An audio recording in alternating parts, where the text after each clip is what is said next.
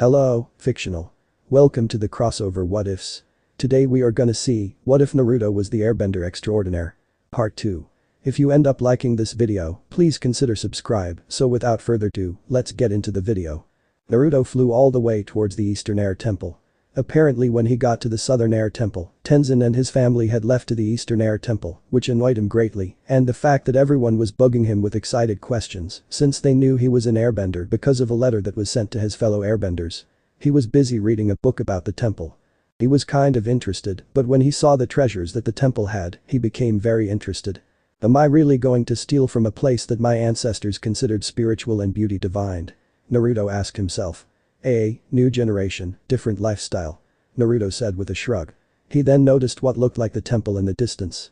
Show time, I guess. Naruto said as he placed the book back into his duffel bag. Naruto saw Mamoru sleeping on the floor. Lazy little bastard. Naruto said with a smirk. Near Eastern Air Temple. Naruto parked the blimp a little away from the air temple so he wouldn't be spotted. He wasn't sure how the people would react if they saw him land in front of them, so he decided to land a little away from the people's line of sight. After waking Mamoru so the fox kit could hide within the bag, he made his way up the mountain towards the Eastern Air Temple. The Eastern Air Temple. Naruto had made it to the temple and looked around as he saw some acolytes. Naruto decided to sneak around the temple, seeing as he doesn't want to get spotted and be bombarded with questions from acolytes again. No doubt they would go insane over there being another airbender who isn't related to Avatar like the others did. As Naruto sneaked into the temple, he decided to search around and check out the ancient artifacts. Naruto managed to find some ancient vases and jewelry in some of the rooms he explored. He borrowed some of the jewelry, figuring no one would use them, as he explored more of the temple. As he continued to travel, he passed by a door which made him stop in his tracks as he walked back towards it. Naruto then noticed a name carved onto the door. Mito. Wait a minute. This is my great-great-grandma's name. Naruto thought as he then entered the room. He saw that it was a regular room, but then he noticed a book on a table.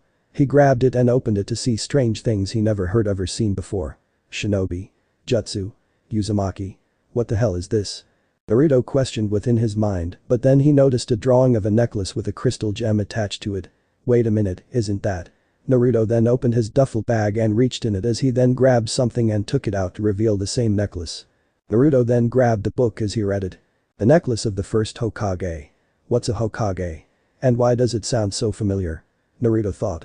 Naruto then put the necklace inside his pocket as he checked out more of the book, but then he stopped as he saw a drawing of the giant nine-tailed fox he saw from his dream back in Republic City.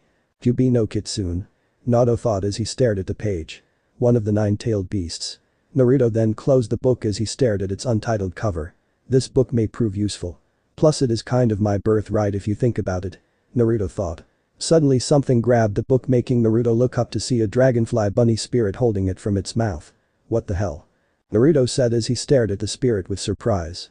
The dragonfly bunny then flew out the room's window with the book still in its mouth. Hey! Naruto shouted as he grabbed his duffel bag and jumped out the window. Naruto then used his airbending skills to soften his fall as he then dashed after the spirit. As Naruto chased after the spirit, the acolyte saw him chasing after what they saw was a flying book. Among them was Bumi who now thought that he saw everything. Oh, I can't wait to tell the others about this. Bumi said as he made his way to where his family were. But Jinora. Jinora was playing with several of her new dragonfly bunny spirit friends in the garden as another came to her with a book. What's this? Jinora asked as she grabbed the book from the dragonfly bunny spirit's mouth. It's my birthright. Jinora looked up only to gasp in shock as she saw the airbender from Republic City. I'm guessing you can see the little guys too. Naruto said as he walked up to her. Jinora just nodded dumbly as she blushed in his presence. Naruto then extended his hand to her meaning that he wanted the book back. Jinora then gave him his book as Naruto then opened it to make sure the spirit didn't mess it up, which thankfully it didn't. You're the airbender that my family heard about. Jinora said.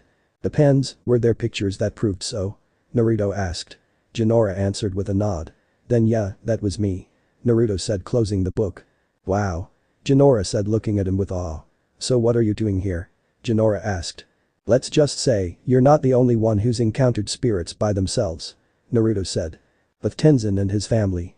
Tenzin and his family were spending some quality family time when suddenly Bumi walked in. You guys won't believe what I had just seen. I just saw a flying book. Bumi said. Everyone just looked at him with disinterest. Really? Kaya said. Yep.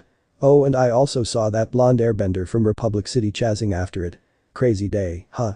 Yumi said with a smile which gave everyone shocked looks upon their faces. But Jinora and Naruto. I've never heard of spirits called tailed beasts. Jinora said sitting on the grass as she stared at pictures of creatures called tailed beasts. I don't even think my father ever heard of these spirits. I actually feel like I know them somehow, but I don't think I ever encounter anything relating to them before. Naruto said leaning against a pillar. So are there any more airbenders out there? Jinora asked. Well, I guess I can spill. From one airbender to another. Naruto said as Jinora listened in carefully. Yes. In fact there are 4 other airbenders out there. I should know. I used to live with them. Naruto said with a smirk. Wow. More airbenders. Jinora said with amazement. So now my question. Is Korra anywhere around here? Naruto asked. No, sorry. Jinora said. Dang. Naruto said. But you're welcome to stay if you want. I'm sure my dad would want to meet you. Jinora said with a smile. Well, that giant furball did tell me to meet your father and learn the original ways of airbending. Naruto said as he rubbed his chin with his finger as he started thinking it over, but then he heard Jinora giggle, which made him turn to her, making her stop and blush in embarrassment. Sorry, it's just you called a spirit furball and it made me laugh. Jinora said. Naruto laughed at this. That's good to hear. Naruto said with a grin which made Jinora smile. See, I told you he was here. Naruto and Jinora turned to see Yumi and Tenzin. And look, Jinora's with him and she has the book he was chazzing. Yumi said. Tenzin made his way to Naruto, who got his back off of the pillar. So you're Tenzin? Naruto said. And you must be the airbender we've heard about from the letter. Tenzin said. The one and only, I guess. Naruto said as he lifted up his fist for a fist bump, but Tenzin just looked at it with a raised eyebrow. I'm guessing you never had of a fist bump? Naruto asked. No. Tenzin said. Oh. Naruto said putting down his fist. Naruto and Tenzin just stared at each other for a moment, staying silent. The two then examined the other's clothing, seeing it to be distasteful to them. Well, this should be an interesting experience. Naruto and Tenzin thought. Dad, Naruto wanted to ask you to teach him the original ways of airbending. Jinora said. So you never learned them? Tenzin asked Naruto. Nah. I mean my dad tried to teach me, but I was always used to airbending my own way. Naruto said with a proud smirk. So you made your own way to airbend? Yumi asked. Pretty much. Naruto said with a shrug. By the way, who's the guy who sort of reminds me of a monkey? Naruto asked Tenzin, making Yumi pout and Jinora giggling at the monkey remark. That would be my brother Yumi, and yes, he kind of is like a monkey. Tenzin said. Anyway, if you wish to learn the original ways of airbending then please follow me. Tenzin said as he turned and left with Naruto, Yumi and Jinora following, but before Naruto and Jinora left they turned to the dragonfly bunny spirits and waved goodbye to them. In a concrete training ground. Tenzin and Naruto stood in the middle of the training ground, with Tenzin's family and air acolytes watching in wonder at what this new airbender was capable of. So what's the first step? Naruto asked as he placed his duffel bag on the floor. Because I know it has nothing to do with bringing the smackdown to your enemies. Naruto said, crossing his arms. No. Airbending is more of a defensive use against enemies. In fact, airbenders usually prefer evasive maneuvers instead of direct contact. Tenzin said. A lot of fun that is. Naruto thought sarcastically with a dull look on his face. Now, I believe we should start with the basics. Tenzin said. Yeah, or Naruto then lifted his legs up as he was now floating in a sitting position with his leg over the other and his hands behind his head. We can skip it and go to the fun stuff. I've always wanted to learn how to properly do that air scooter thing. Naruto said with a smile. Such mastery of levitation. Tenzin said with amazement. Not bad, huh? But check this out. Naruto said as he then shot up into the sky and started flying around. Everyone looked at him in shock, but none more than Tenzin and Jinora. You're flying? Tenzin said. Yeah, can't you do it? Naruto asked as he descended as he rested his hands underneath his chin. No. No airbender has been able to do this, except for one. Tenzin said. Really? Who's the first? Naruto asked as he landed in front of Tenzin. Urugima. He was the one who discovered this ability. For the last 40 years of his life, he used his discovery of flight to stay in the air, untethered to the earth itself. Tenzin said. So I'm the only living guy who can do this. Nice. Naruto said with a proud smirk. I'm very shocked. I actually never believed this ability was even possible. I always thought the ability of flight was just a tall tale. Tenzin said. Well, I guess I proved you wrong. Naruto said with a beepy attitude. Oh, and by the way, I bet I'm the first who can do this. Naruto said as he moved away from Tenzin and started concentrating on gathering wind around his entire body. The wind started to become fierce and intense and yet controlled, but what was most shocking was that the wind transformed into a dragon-made wind. Then in one swift motion, Naruto thrust his hand forward as the wind dragon flew from the direction of his fist. It flew into the sky with a fierce roar, and then as it reached high into the sky, Naruto clenched his hand into a fist. It exploded into a huge sphere of fierce wind for a few moments before it vanished. Made up that technique myself.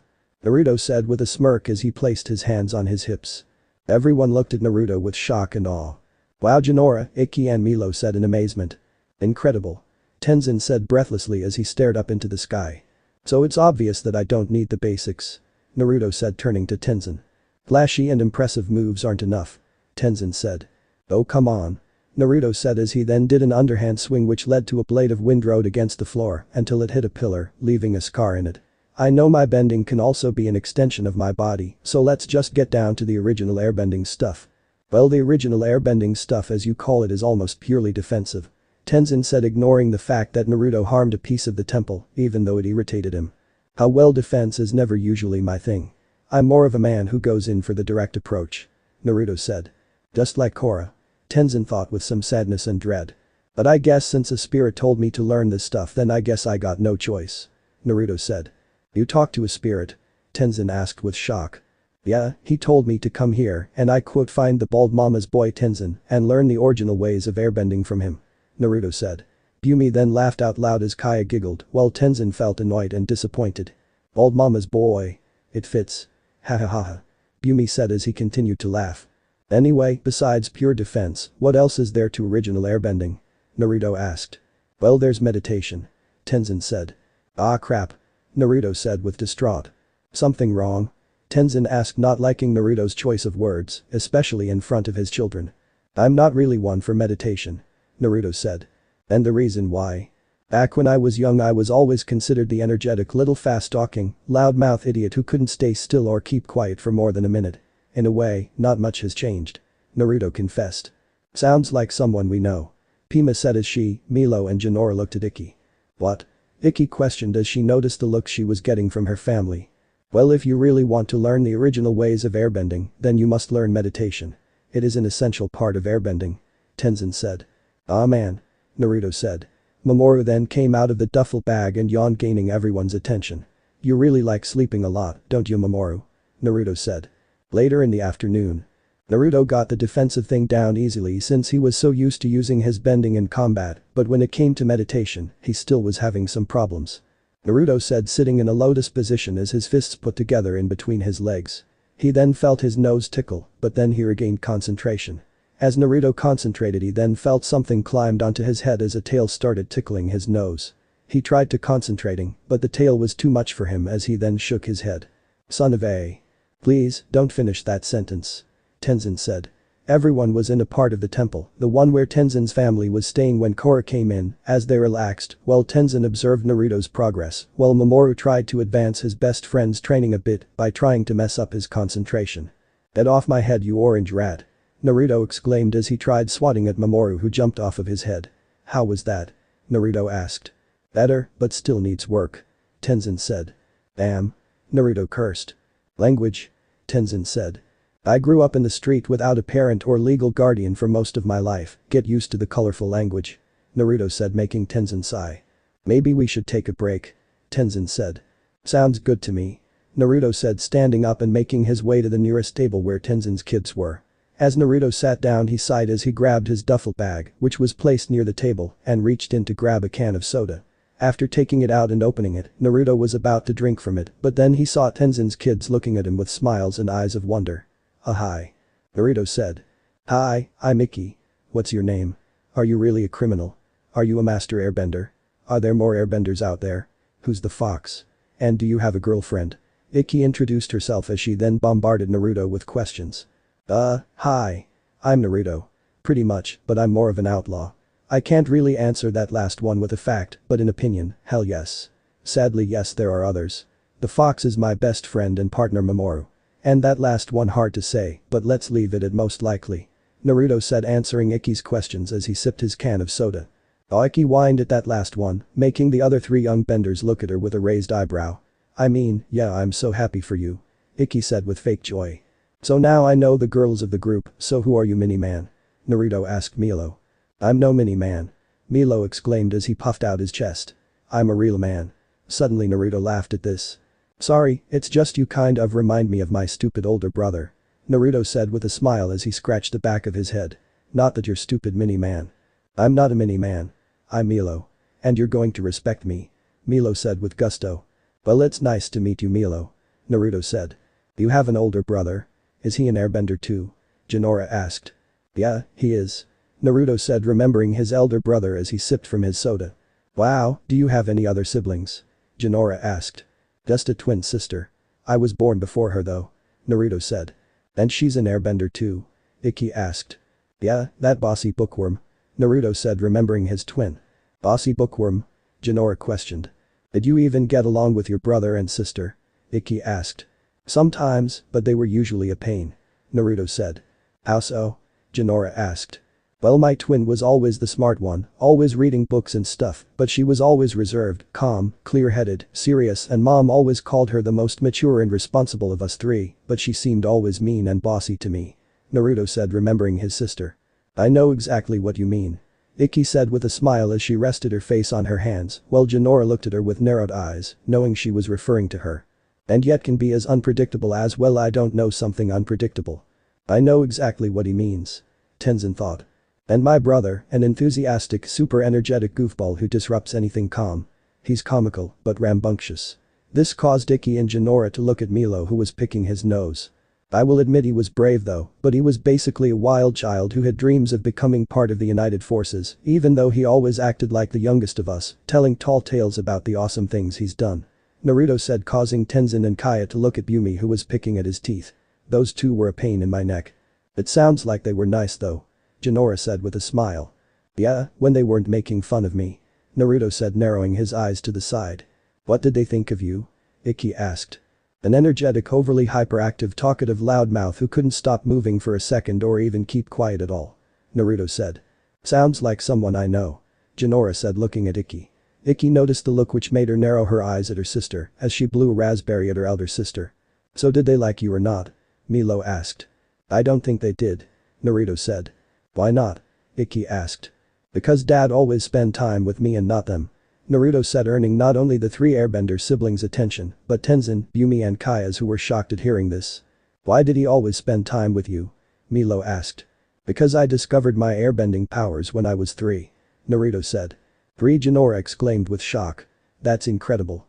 That's what caught my dad and grandma's attention. Naruto said as he remembered his father. Ever since then, my dad started spending more time with me, training me and taking me to different places. My brother and sister were envious of me because dad always had time for me and not them. I mean, I thought he did spend time with them, heck, I even thought they were with me half the time, but apparently my mind played tricks on me. That sounds really, really sad. Ikki said. Yeah, Naruto said with sad eyes. It was such a pain. Why? Didn't you like spending time with your dad? Jinora asked. I did, but he was constantly pushing me to reach such high goals. He had so much expectations from me that even though I felt so happy that he believed in me, I actually started to feel scared at failing to achieve them, scared of failing, my father being a joke. Naruto said with sad eyes, with Tenzin having the same.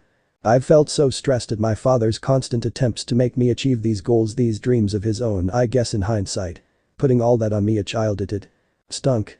Tenzin said, finishing the sentence, making Naruto and the others turn to him. I understand where you're coming from. Tenzin said, turning to him. Naruto looked at him with surprise before reaching into his shirt and took out his necklace as he stared at it. It actually helps me hearing you say that. Naruto said as he continued to stare at his necklace. Well, no need to dwell on the past, right? Naruto said as he mustered a smirk as he looked at Tenzin. Yes. Tenzin said. Well, let's get back to training. Tenzin said. Yeah. Naruto said as he stood up. You know, I never expected I'd have anything in common with you, seeing as we're both opposites. Yes, I've noticed. Tenzin said with a small smile. Hey, if that's true then let's call the kid Cool Tenzin as his new nickname. Yumi said. Yeah, not going to happen. I mean, nothing against your name, T-Man, but I don't think either of us want to take the chance at hearing you being called boring, Naruto. Naruto said with a small smile. Agreed. Tenzin said with a nod, but then he noticed someone familiar come through the door. Korra. Where? Naruto quickly said with excitement as he turned around to see her. Korra. Korra. Jinora, Ikki and Milo said her name with joy. Suddenly Naruto dashed to her and grabbed her into a hug as he spun her around. "I'm so happy you're safe," Naruto said with joy, making Korra smile. He's sure happy to see her," Yumi said. "Naruto, what are you doing here?" Korra asked as he put her down. "Crazy story. I started seeing images of you fighting and being attacked by a dark spirit and then fainted after seeing Varrick. Then a spirit called the Nine Tails came to me and told me something happened to you, but you were fine, and he told me to come here and find Tenzin here and learn from him. I was hoping that I'd meet you here, and I guess Lady Luck was being kind to me cause here you are," Naruto said. "You were worried about me?" Korra asked as she blushed. "Why wouldn't I be?" Naruto said, making Korra smile. Naruto then started to lean in with his lips puckered, but they were stopped by Korra's finger. "What are you doing?" "I'm with Mako, remember?" Korra said with a small glare. "What? You two got back together or something?" Naruto questioned. "What do you mean got back together? We never broke up," Korra said. "What? Of course you two did, he ratted you out to the president because of his so-called police duty, you got pissed, went to the police station, yelled at him, and then kicked his desk with airbending. I saw the whole thing," Naruto said. "Wait, that all happened?" Korra asked. "Yeah. You don't remember?" Naruto questioned. Korra just stayed silent as she looked to the ground. "What happened to you? Are you alright?" Naruto asked, being worried. Korra just then pushed past him and went to the others. "It's great to see you all," Korra said. "She just dropped me," Naruto thought with shock. "What are you doing here?" Pima asked. "How do you know where to find us?" Kaya asked. "Tenzin's itinerary. We went over it like 100 times before we left Republic City," Korra said. "See, this is why schedules are important," Tenzin said to Yumi. "It's so great to see you all again," Korra said with a smile. "Everyone," Korra said, glancing at Naruto, who just looked to the side, which made her frown a bit. "You too," Tenzin said. "But why aren't you training at the South Pole?" Tenzin asked. "Wait, you don't know about the Civil War?" Korra asked as she and Naruto were surprised. "What? No. We've been out of touch with the outside world since we started our vacation," Tenzin said. "Tenzin's idea," Yumi said, pointing to his younger brother. "And you didn't tell them?" Korra exclaimed as she lightly glared at Naruto. "How was I supposed to know? I didn't even know these people until a few hours ago. You expected me to tell them something I wasn't even sure they knew about," Naruto said to Korra. "Well, you could have tried to bring it up when you first met them," Korra argued. "Oh okay, how's the sound? Hi, I'm Naruto. Did you know that Korra's uncle is a power-hungry, maniacal tyrant who started a civil war and tried to rid his brother like he did back when they were younger? Yeah, what a great way to start a conversation," Naruto said sarcastically as he looked to the side with his arms crossed. "Are you making fun of me?" Korra said as she narrowed her eyes at Naruto. "I said Korra's uncles. No need to worry," Naruto said. Well, you're an idiot," Korra retorted. "Okay, no need for the I word," Naruto said with his hands up in defense. As she turned away, Naruto crossed his arms and looked to the side as sighed and mumbled. "Women. What was that?" Korra quickly questioned as she turned to him with a glare. "Nothing," Naruto said. "Oh, you think you're better than me?" Korra questioned with a glare as she made her way to him with her finger pointed at him. "I never said that," Naruto said. "Then keep your comments to yourself," Korra said seriously. "Okay," Naruto said with some fear. "This is the first time I've ever seen a young criminal become whipped," Yumi said with a small smile. "Watch it, old man," Naruto warned Yumi with a small glare. "Anyway, what happened?" Yumi asked. "Best to tell them everything," Naruto said. "You're right," Korra said as she turned to them, and after a moment or two she started telling them everything really quickly. "I opened a spirit portal at the South Pole, then Unalak turned out to be a bad guy and wanted to take control of the South, and so I sort of started a civil war, but when I went to find some help, I was attacked by my cousins and then by a giant dark spirit, and then I forgot who I was, and then I met the first avatar, and then I realized that I shouldn't have opened up the portal in the first place, and now we need to close it again." Everyone stood silent for a moment as they allowed everything Korra said to sink in. "I knew this would happen," Tenzin said, making Yumi and Kai look at him. "Really?" Naruto questioned with a dull look on his face. "I feel that I should know more about this situation with Unalak," Tenzin said. Korra nodded as she was about to leave with Tenzin. Korra about before Naruto started. "I have to go with Tenzin," Korra said with a sad look as she left with Tenzin. Naruto sighed as he saw his dream girl leave. "Hey Ikki, remember that last question you asked me before about me having a girlfriend?" Naruto asked, getting the young Airbenders' attention along with her sister. "Better make that no," Naruto said.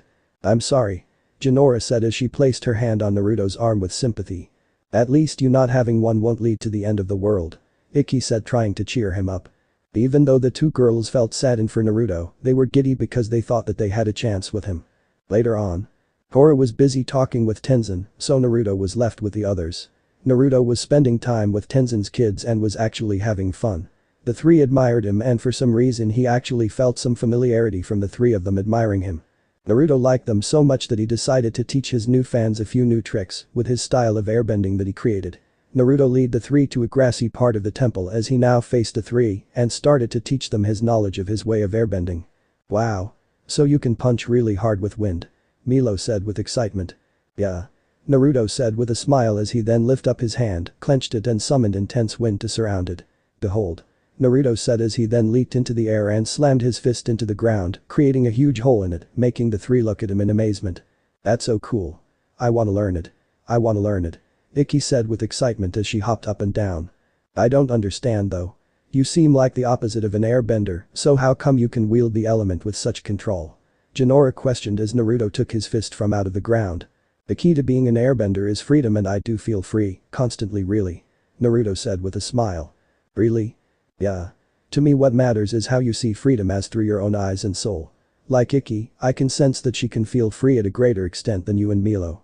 Naruto said. See that, I feel freer than you? Ikki gloated at her sister. Freer is not a real word. Jinora said with a dull look and her arms crossed. Nobody asked. Ikki retorted. Anyway, I figured on teaching you three each different techniques. Milo, I was thinking of teaching you how to use your bending to hit hard and strong, yet keeping it under control. Naruto said looking at Milo. I'm going to pass with flying colors. Milo said with a grin and mock salute. Ikki, I was going to teach you how to use the air to cut things. Sound good? Yeah. I can't wait to cut stuff. Ikki cheered with a huge smile. Spirits help us. Jinora thought. What about me? Jinora asked Naruto. I figured with a girl who's already skilled with maintaining and having complete control over her bending, I'd thought that I'd teach you how to wield the wind to your disposal. Like to take objects from out of your grasp with it, control its density and shape, create it to move fluidly like a living being, you know the works. In fact I was hoping to teach you a much more controlled albeit weaker version of my wind dragon technique. Naruto said. I'd love that. Jinora said with a smile. Great, so let's get to work. Naruto said with a smile. Later on. Taste my fury dirt. Milo shouted as he was in the air. He then surrounded his fist with intense wind as he then shot down to the ground and slammed his fist into the ground. Naruto walked next to Milo to see that his fist created a small bump into the ground. Nice job Milo. Naruto complimented with a smile as Milo moved his hand away from the dirt. With a little more practice, you'll be able to make a hole in the ground like I did. Naruto said as Milo smiled at him. Naruto then turned to see Ikki send a concentrated blade of wind at the nearest tree, and once it hit, the tree earned a new scar. Naruto made his way to the tree and checked the cut mark to see it was cut into the bark. Good work Ikki. You're definitely going to be a force to reckon with if you keep this up. Naruto said making Ikki smile with a blush on her cheeks. How are you doing Jinora? Naruto asked as he made his way to her. Jinora closed her eyes and as she controlled her breathing, she started moving her arms fluidly as winds started to form into a serpent-like whip of air that danced around her. As she moved her arms, she controlled the whip of air as it moved with her. As the air then moved away and from her arm, is dissipated as Jinora calmly brought her arms down as she breathed out air from her lungs. Wow. Looks like you're doing well. Naruto said with a smile as he crossed his arms. Jinora opened her eyes as she smiled at Naruto. I gotta say, with more training I guarantee that you learn those tattoos in no time. Naruto said with a smile, making Jinora blush. Thank you Naruto. Jinora thanked the elder airbender. By the way, since it's obvious that you're a master airbender in your own right, does that mean that you're planning on getting your tattoos? Jinora asked. Oh, you should get lightning bolts. Ikki said. Lightning bolts, huh? That does sound cool, actually I kind of want that, but sadly it has nothing to do with air, but either way, I don't want to get tattoos. Naruto said. Really? Ikki asked. Well actually I do, but I don't want to shave my head, I mean I love these locks. Naruto said touching his hair. They do make you look attractive. Jinora said without thinking making her blush red as she covered her mouth. Why thank you Jinora that means a lot to me. Naruto said with a smile which made Jinora uncover her mouth which was smiling. They then heard someone clear their throat, making them to turn to see Tenzin with Korra. Oh, hey, what's up? Naruto said greeting the two. I need Milo and Ikki for a moment. Tenzin said. In a forest near the Eastern Air Temple. Tenzin and Korra were in a forest sitting in lotus position with their eyes closed as they meditated. Milo was ringing a spiritual bell while Ikki was bending air into a spiritual horn, helping the two concentrating on their meditation. The others were there as well, sitting on their knees. Well, all except for Naruto and Pima. The blonde was busy exploring the rest of the Eastern Air Temple, while Pima was busy with Rohan. "Are you in the spirit world?" Korra whispered to Tenzin as she opened her right eye to look at him. "I would be, if Milo could ring his bell at the appropriate intervals," Tenzin said, looking at his son. "Oh, did I do it wrong?" Milo asked. "Sounded good to me," Naruto said as he walked in on them. "Thanks, Naruto," Milo said with a smile. "Where have you been?" Kaya asked. "Exploring the temple a little bit more," Naruto said as he adjusted his bag over his shoulder. "Did I just hear something moving in your bag?" Kaya asked. "So how's the meditation going?" Naruto asked, changing the subject. Tenzin just stood up as he then sighed. "Let's try something else," Tenzin said as he walked away. "I thought your bell ringing was just fine," Korra said to Milo with a small smile. "Thanks," Milo said as he started smacking the bell with his stick. On the mountainside, everyone was in the same position as before, except for Ikki and Milo, who were sitting on their knees as they sat on the carved head of an airbender with scented smoke surrounding them from those scented stick things held by those flat wooden holders. Naruto just stood to the side observing Korra and Tenzin with his arms crossed. Tenzin then suddenly coughed from the smoke. This is too much smoke. You set it up wrong. This isn't going to work," Tenzin said, looking at his sister. "I'm sorry. I did what you told me," Kaya said. "Then you shouldn't apologize," Naruto said. "Well, the moment's ruined," Tenzin said, walking away as Kaya lightly glared at him. Naruto then made his way to Jinora, tapped her shoulder making her look at him, and moved his head to Korra's direction, making her look to see their dragonfly bunny spirit friends that were circling around Korra's head as she stood up. "We could have tried a little longer," Korra said, following Tenzin. Naruto and Jinora saw the dragonfly bunnies fly away down the mountain into the valley. "Wait. Come back, furry foot," Jinora called out. "Hey Jinora, what are you chazzing?" Kaya asked. "Nothing," Jinora said as she ran off, following Korra and Tenzin. Naruto just smiled as he saw the girl follow her father and Korra. "Do you know anything about this?" Kaya asked. "Let's just say she's got the gift," Naruto said, walking away. "The gift?" Kaya questioned. Inside an area of a temple, meditating underneath a statue of a female airbender in lotus position, Tenzin and Korra were focusing on trying to enter the spirit world. "Focus, Korra. Focus." "I am focusing." "No talking. Feel the energy of the universe." "Okay. I feel it." "Korra, really? I'm trying to concentrate here," Tenzin exclaimed. "Then maybe you should shut up and stop blaming others," Naruto shouted as he entered the area. "Just admit it, Tenzin, you can't do it," Naruto said. "I don't think this location is going to work either," Tenzin said, standing up. "It's never the location, it's the state of mind. Now tell Korra the truth," Naruto argued. "What truth?" Korra questioned. Tenzin just stared at the ground, saying nothing. "Okay, how about this, we'll just try how you got into the spirit world the first time," Korra suggested, standing up. "Well, actually I've never been into the spirit world," Tenzin confessed. Korra looked shocked as well as the others as their heads appeared leaning into the area. "I knew it," Naruto said. "You've never been into the spirit world?" Korra exclaimed, still in shock. "But you used to spend days in the temple meditating," Pima said. "Trying to get in. It never happened. It's my greatest shortcoming as an airbender, spiritual leader and son of Aang," Tenzin said. Yumi then suddenly laughed at this. "Welcome to the I Disappoint Dad Club," Yumi said. "And you knew?" Korra asked Naruto. "He couldn't see the spirits flying around the temple like me and Jinora could, that's a dead giveaway," Naruto said. "Spurts? Here, and you and Jinora could see them?" Tenzin questioned with shock. "Yeah, haven't you wondered how that flying book thing Yumi mentioned worked?" "I just thought it was another one of his tall tales," Tenzin said. "Jinora," Naruto said, the young airbender's name, making her look at him. "I think it's time we speak up," Naruto said with a small smile. I think I know where to go for Korra to enter the spirit world," Jinora said with nervousness. "But how?" Tenzin asked. "My spirit friends showed me," Jinora said. "It's okay, you can show yourselves," Jinora said as she and Naruto looked up into the air as the dragonfly bunny spirits appeared, making everyone look at them in awe. "How did you do that?" Tenzin questioned breathlessly. "Jinora," Pima said her daughter's name with amazement. "Bunnies?" Milo said with a huge smile. "Actually they're dragonfly bunny spirits," Jinora said. "I knew it. It all made sense after Naruto said you had the gift," Kaya said. "See? Your little girl knows some things about spirits," Naruto said with a smile. The spirits then started flying away as Ikki and Milo chazzed after them. How long have you two been able to do this? Tenzin asked Naruto and Jinora as they exited the area. I don't know. I guess I've always had a connection with spirits. Jinora said as a dragonfly bunny spirit flew past Tenzin.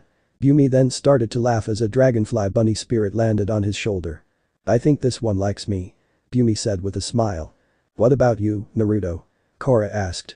Oh, I've always been able to see them ever since I could remember. I guess I was born with this connection. Naruto said as he scratched one of the spirit's chins. You always had a connection with spirits? Tenzin asked. Yeah, but I never told anyone about this, especially my dad, and good thing too because I know that he would have went crazy over it like he did when he learned about me airbending a tree. Naruto said as one of the spirits landed on his shoulder. You could airbend a tree, where were you when I needed help in it? Korra exclaimed. Somewhere in this crazy world. Naruto said as he petted another spirit that landed on his other shoulder. And yet you were never able to enter the spirit world because you never learned to meditate. Tenzin deduced. Oh no, I could enter the spirit world, just not through meditation. It only happens sometimes whenever I'm rendered unconscious or whenever I fall asleep. Naruto said. You entered the spirit world subconsciously? Astounding. Tenzin said with amazement. It's kind of weird though. In fact, a few spirits once called me Naruto Uzumaki. That's not my last name. In fact, my family never had a last name in years. Naruto said. Why would they call you that then? Korra asked. I don't know. Whenever I asked, they just said it is the name you lived as before. I never got what that meant. Naruto said as he now scratched the first bunny spirit's ear instead of his chin. Lived as before? Wait, did they mean that this boy like Korra? Tenzin thought as his eyes widened in shock as he stared at Naruto. They dragonfly bunny spirits then flew away as they flew down the stairs. They want us to follow. Naruto said. I don't know. The spiritual energy is historically strongest near the temple. Tenzin said. No offense, but I'm guessing the spirits have actually been to the spirit world, so I'm going to follow them. Korra said. If we need to go to the Tenzin world, we'll call you. Yumi joked as the only dragonfly bunny spirit was still on his shoulder. Later. Korra, Tenzin, Naruto, Jinora, Yumi and Kaya were on Ugi, Tenzin's sky bison, as they flew in the air following the dragonfly spirits, while Pima, Ikki, Milo and Mamoru stayed back at the temple. Tenzin was annoyed that he still couldn't enter the spirit world.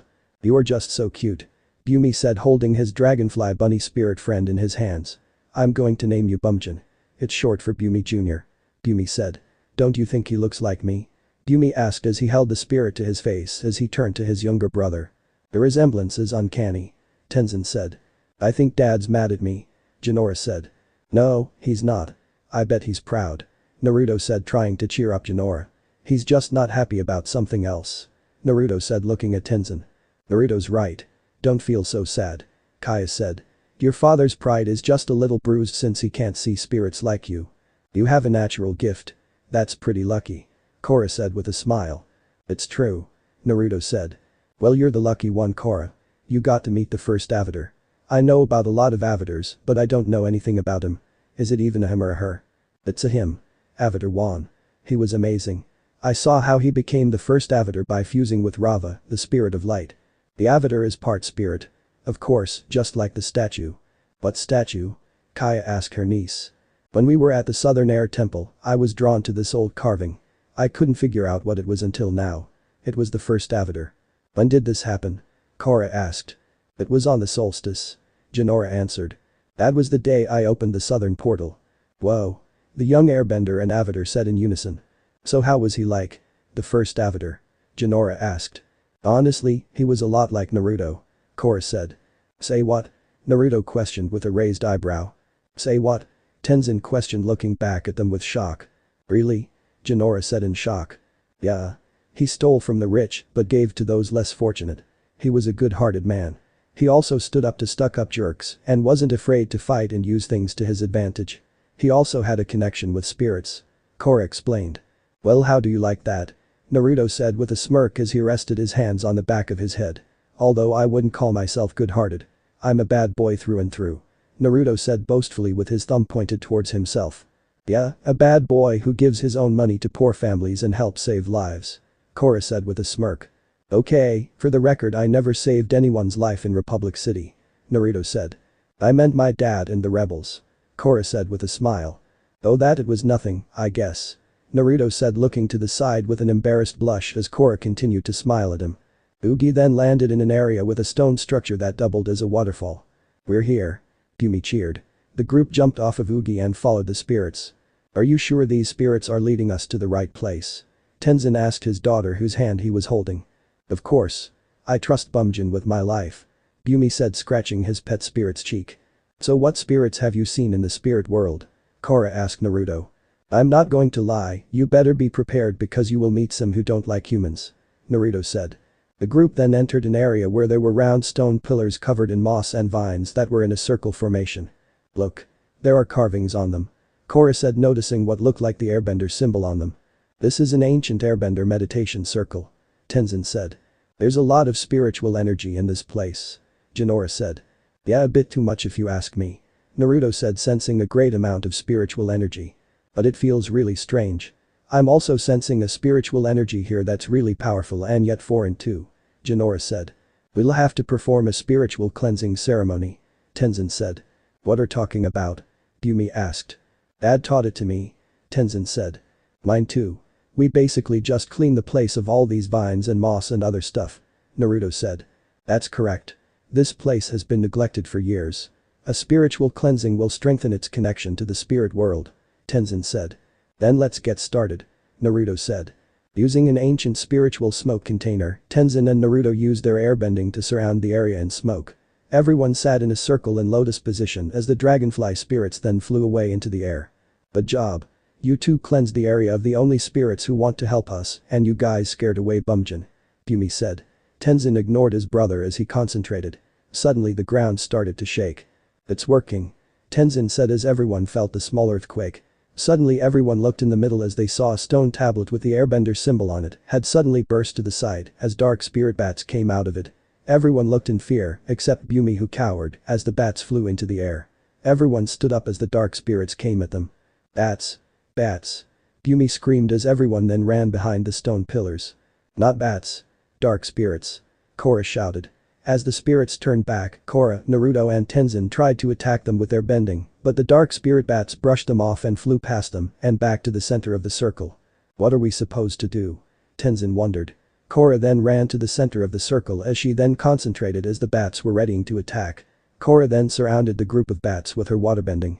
As Korra concentrated, the water shined gold as it encased the dark spirit bats as they then started to glow as well. Everyone stared at Korra's work in awe as they tried to shade their eyes from the light with their arms. "Amazing," Kaya said.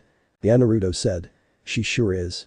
Suddenly the spirits then dispersed into tiny fragments of light as the vines and moss started to disappear until the circle was all clear. "Your spiritual training has come a long way," Tenzin said as he walked up next to Korra.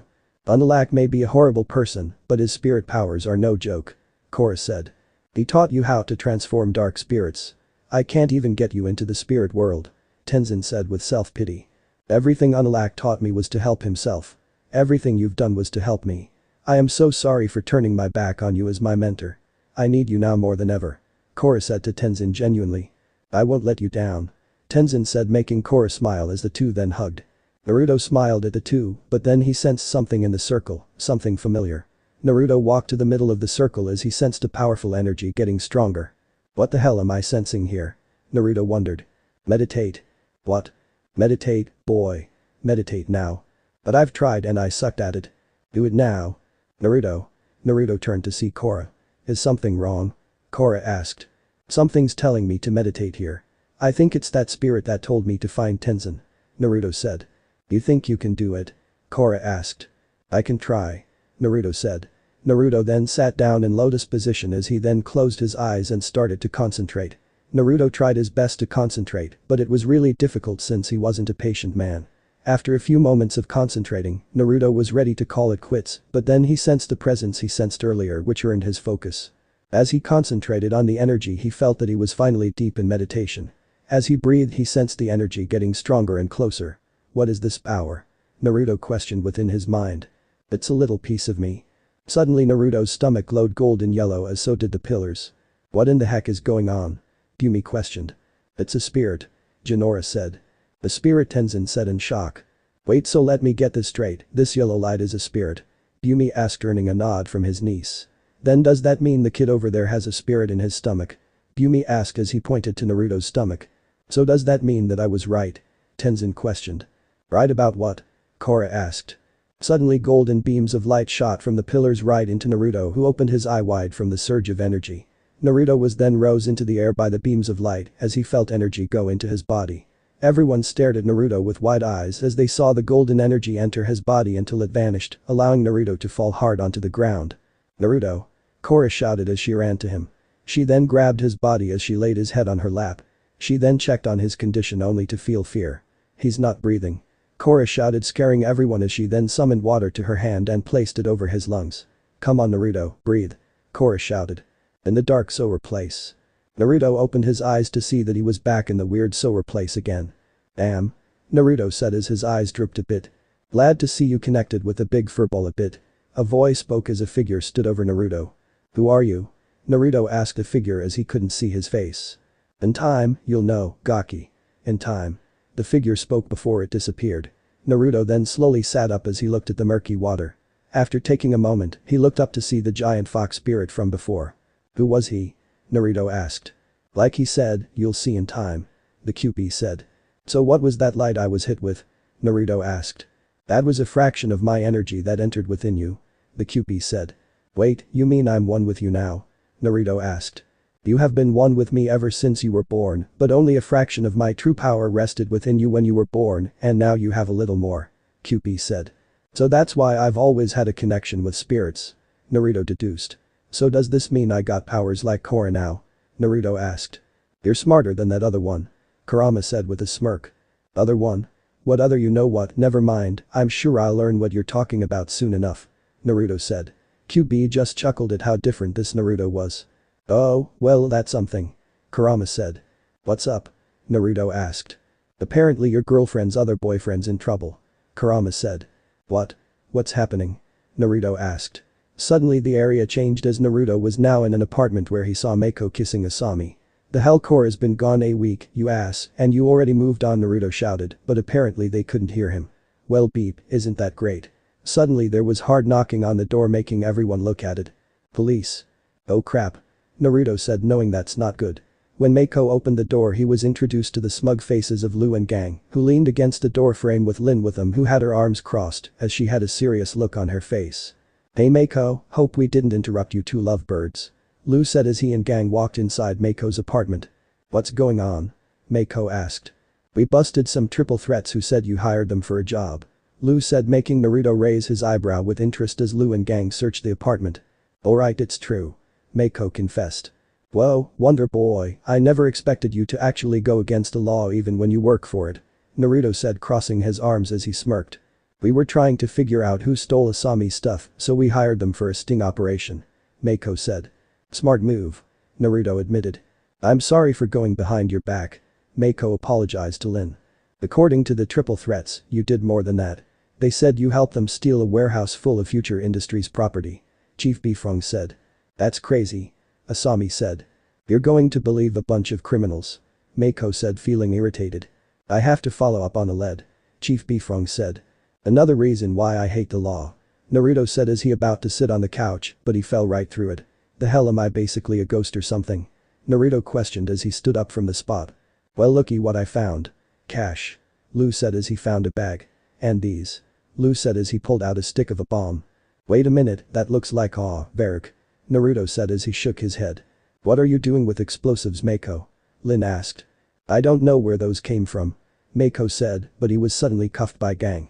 "You're under arrest," Gang said. "None of that is mine." "Yeah, should have known you would have known you would have hooked up with your old pals," Gang said. "Once a triple threat, always a triple threat." "Hey, back off, beep," Naruto shouted as he tried to deck Gang in the face only for his fist to go right through him. "Damn it," Naruto cursed. "This has to be a mistake," Asami said, not believing that Mako did the crime. "Sorry to break the news to you, sweetie, but your boyfriend's just a crooked cop. That sting operation was a lure to get you away from your warehouse," Lu said. "He's no better than that blonde devil kid." "Yeah, he's probably just as bad," Gang said. "Oh, when I get down to Republic City I'm going to make you two shitheads regret ever saying that," Naruto shouted with anger. "He was using you the whole time," Gang said. "It's not true, Asami. I would never do anything to hurt you. It's Varrick. This is all Varrick. He set me up," Mako said as he was taken away. "Yeah, it's Varrick's fault. Varrick," Lu said sarcastically as he chuckled. Asami wasn't sure what to believe now, the man she still held feelings for or the man who helped save her company. Naruto looked at Asami with sad eyes as he made his way to her. Asami, I don't know if you can hear me or not, but I swear that I'm going to come back to Republic City and fix this. After all, you're not the only one who doesn't want to see Mako jailed. Naruto said, remembering what Korra had said earlier. I promise I'll get him out. Believe it. Naruto said as the entire place then vanished. Fox. I want out. Naruto shouted. Fine, but beware kid, just because you've been best friends with Varrick for years, that doesn't mean that he won't take you down either. QP said. Thanks. Naruto said as bright light once again consumed him. In the spiritual circle. Naruto, please wake up, please wake up. Korra repeated as she continued to try and save his life. Korra, I think it might be too late. Kaya said. Shut up. Korra shouted as she continued to try and save Naruto. Korra continued to stare at Naruto's face as she started to cry. Please don't die. Korra thought as she then hugged his body. After a few moments, Naruto opened his eyes as he saw that Korra was hugging him. Am I in heaven? Naruto asked, making Korra move back a bit as she and everyone look at him. You're alive. Korra exclaimed with joy as she continued to hug him. After a moment or two, Naruto separated from Korra as he stood up and offered her his hand that she gladly took. Something happened at Republic City. Naruto said as he helped Korra stand up. What happened? Korra asked. Mako's been arrested. Naruto said, shocking everyone. What? Why? Korra asked. He's been framed for stealing from Future Industries. Naruto said. How do you know this? Tenzin asked. The QB showed me the whole thing. Naruto said. The nine-tailed beast spirit. Jinora said with shock and amazement. Yeah, I got to go take care of this. Good luck you guys. Naruto said as he ran off. Wait. Korra called out as she ran off towards him. After being a little away from the circle, Korra grabbed Naruto's arm as she stopped him. Why do you have to leave? Like I said before, to save Wonder Boy. Naruto said. But why? I thought you didn't like him. Korra said. I don't. Naruto said.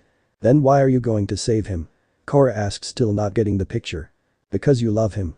Naruto said, shocking Korra. I may not like him, but you care for him, and if he matters to you, he matters to me too. Naruto said with a smile. Korra looked at Naruto as her eyes shimmered with affection for him. Here. Naruto said as he then took off his necklace as he wrapped it around Korra's neck. What is this? Korra asked as she grabbed the necklace and stared at the crystal it was tied to. My grandma's necklace. She gave it to me when I was 3 and I've never took it off ever since. It's my most prized possession and I want you to have it on your journey to the spirit world. Naruto said. Why are you giving me this? Korra asked in shock that he would give her his most prized possession. Because as long as you have this. Naruto then tightened Korra's grip on his gift. It will keep me calm because it makes me feel that I'll still be by your side, you know. Naruto said as he smiled at Korra, who still looked at him in shock. I better go. Naruto said as he was about to leave. Wait. Korra said as she grabbed Naruto's arm. Korra, I have to go help Mako. Naruto said. Whoa, can't believe I actually said his name. Naruto said. About before when you said Mako and I, Korra started as she looked down to the ground. Don't worry about that. Just deal with the task at hand. Naruto said as he grabbed Korra's hand. I'm just glad you're okay. Naruto said with a smile that made Korra's heart melt before he released Korra's hand and left.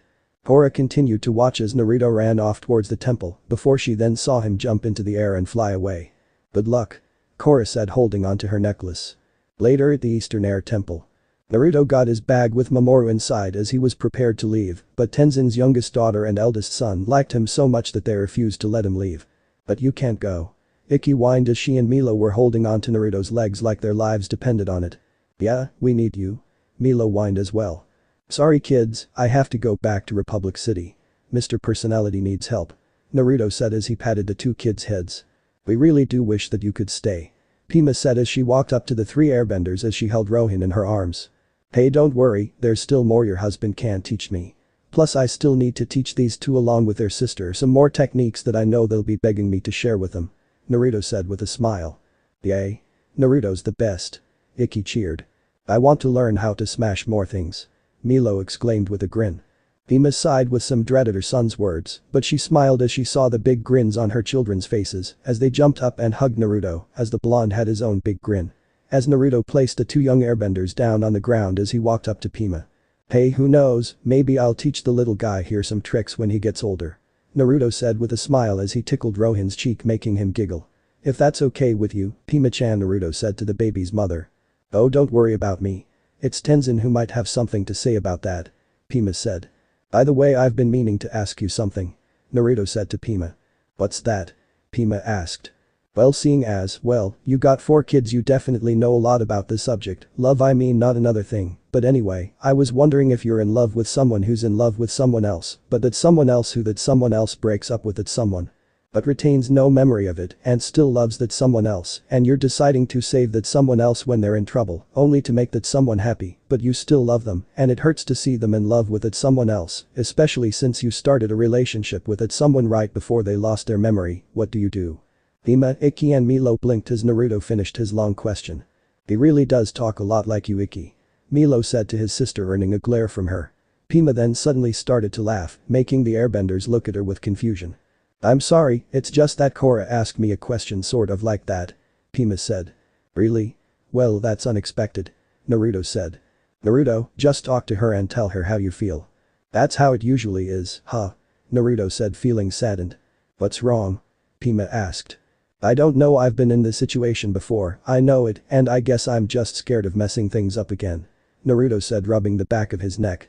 Things happen for a reason, Naruto. If it's meant to be, then it's meant to be. Pima said. I guess. Naruto said, looking at the ground. But to tell you the truth. Pima said. You actually willing to sacrifice your own happiness and love for someone you care so deeply, especially if it means to reunite her with someone else, shows you're definitely a young man who deserves the love and happiness you desire. Pima said with a smile. Thank you, Pima-chan, it means a lot to hear someone say that. Naruto said as he lightly hugged the woman who gave him a one-armed hug, since Rohin was still in her other arm. Once Naruto separated from her, he headed off towards his air balloon. Be safe. Pima called out. I'll try. Naruto called back as he continued down his path, leaving a smiling Pima with her children, with Ikki and Milo waving goodbye. In the spirit world. After Tenzin failed at bringing Korra into the spirit world, they all decided Jinora would help. At first Tenzin was against it since he was worried about his daughter's safety, but Jinora convinced him otherwise. After a while, Jinora managed to help get Korra into the spirit world, but unfortunately then were separated. After a few run-in with some spirits, Korra became scared of the spirit world that she reverted into a younger state back when she discovered that she was the Avatar. Now, after injuring a 4-year-old dragon bird spirit, Korra traveled around with the injured bird in her arms until she met Iroh, Zuko's uncle, who helped her with her fears. After he introduced her to a 2-headed frog that married itself along with other spirits that were having a party in the 2-headed amphibian's recent nuptials. Once enjoying some time with the spirits, the dragon bird spirit pecked at the jewel shard on her necklace. No, little guy, this is my friends. Korra said to the dragon bird as she held onto her necklace. The friends? May I see it, Korra? Iroh asked. Korra took off her necklace as she gave it to Iroh. Iroh then examined the necklace as his eyes then widened in shock. I don't believe it. Iroh said. What is it? Korra asked. This is a special necklace from the world of spirits. It is valuable and priceless. Only one family of benders were blessed by the spirits to keep it. Iroh said. Naruto's family? Korra said. Yes. They earned this because of their past lives. Iroh said.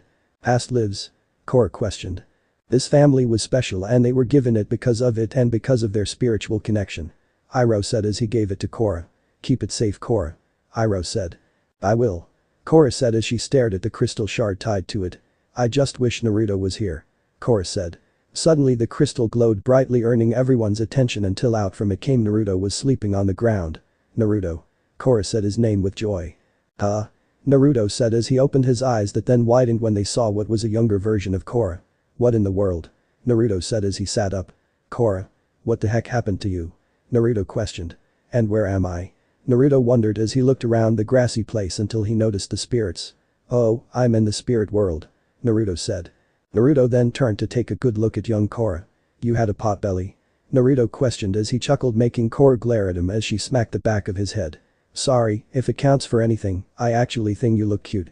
Naruto said, making Korra blush, but she retained a pout upon her face. Hey, you're that blonde kid who's friends with the beasts. How nice of you to drop by for the celebration. A spirit wolf said. Celebration? Naruto questioned. It's Mei Jim's marriage. The spirit said. I'm guessing you two are Mei Jim. Congrats. Naruto said to the 2-headed frog. Thank you, young man. Mei said. Kind of surprising to hear this from a criminal. Jim said. Well, not all criminals are huge jerks. Naruto said, taking a piece of spirit cake. So I'm going to guess that I'm not dead, so let me ask, who summoned me? Young Korra here did with you necklace. Iroh said. All little Korra couldn't stand to be away from me. Naruto said smugly as he pinched Korra's cheek. Hey, quit it. Korra said as she swatted Naruto's hand away. I wish you were my age so I could show you what for. Korra said, but then suddenly her necklace glowed green and as Naruto was about to chomp down on some spirit cake, he was transformed into a young kid. What the hell? Naruto said as he looked at himself. He was dressed in a sleeveless dirty white shirt, forest green shorts, black shoes and bandages wrapped around his hands and forearms with a band-aid diagonally across his left cheek. You got to be kidding me. Naruto shouted. Suddenly Korra giggled making Naruto look at her.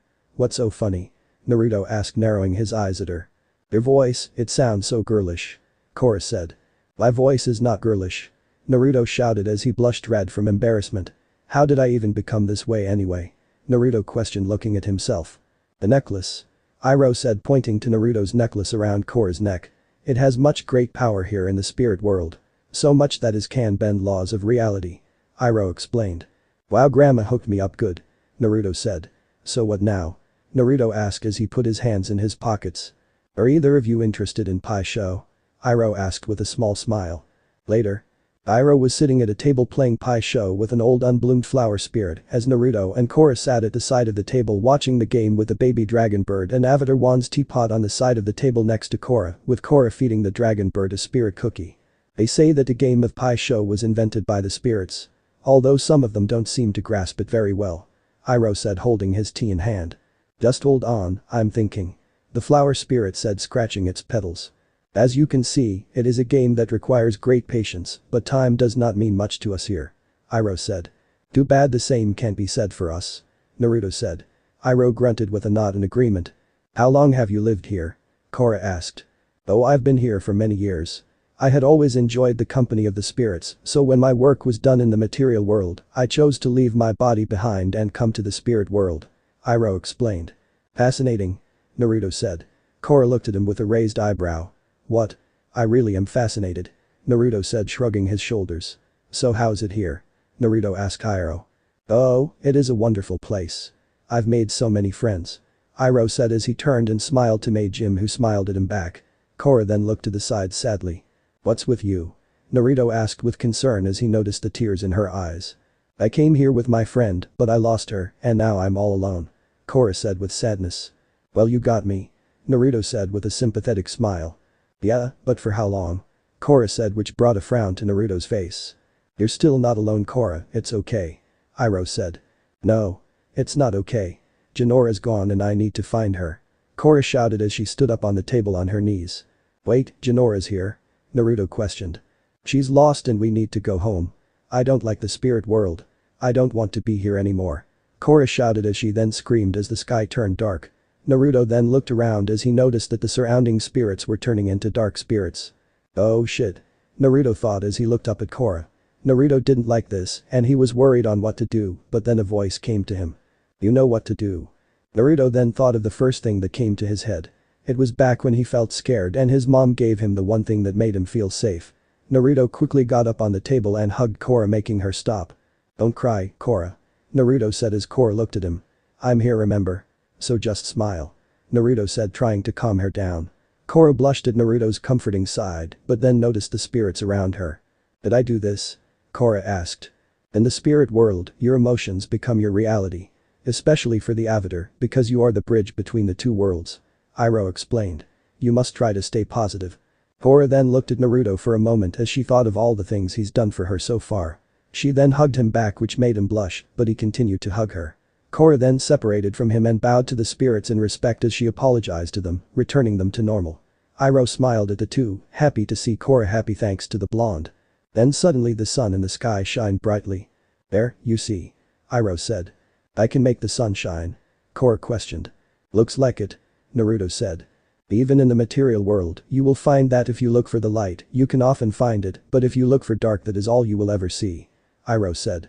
Naruto then felt his head hurt as he saw flashes of a teenager with raven hair that looked to be in the style of a duck's butt as his eyes were sometimes onyx and sometimes red with 3 black tomos around the pupil.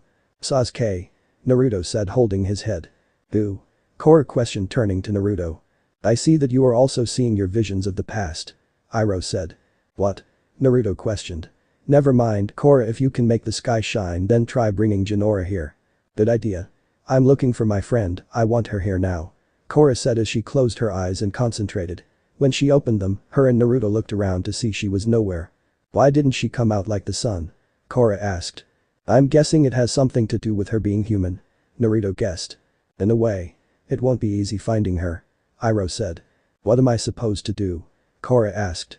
The best way to solve your own problems is to help someone else. Iroh said as he looked at the dragon bird.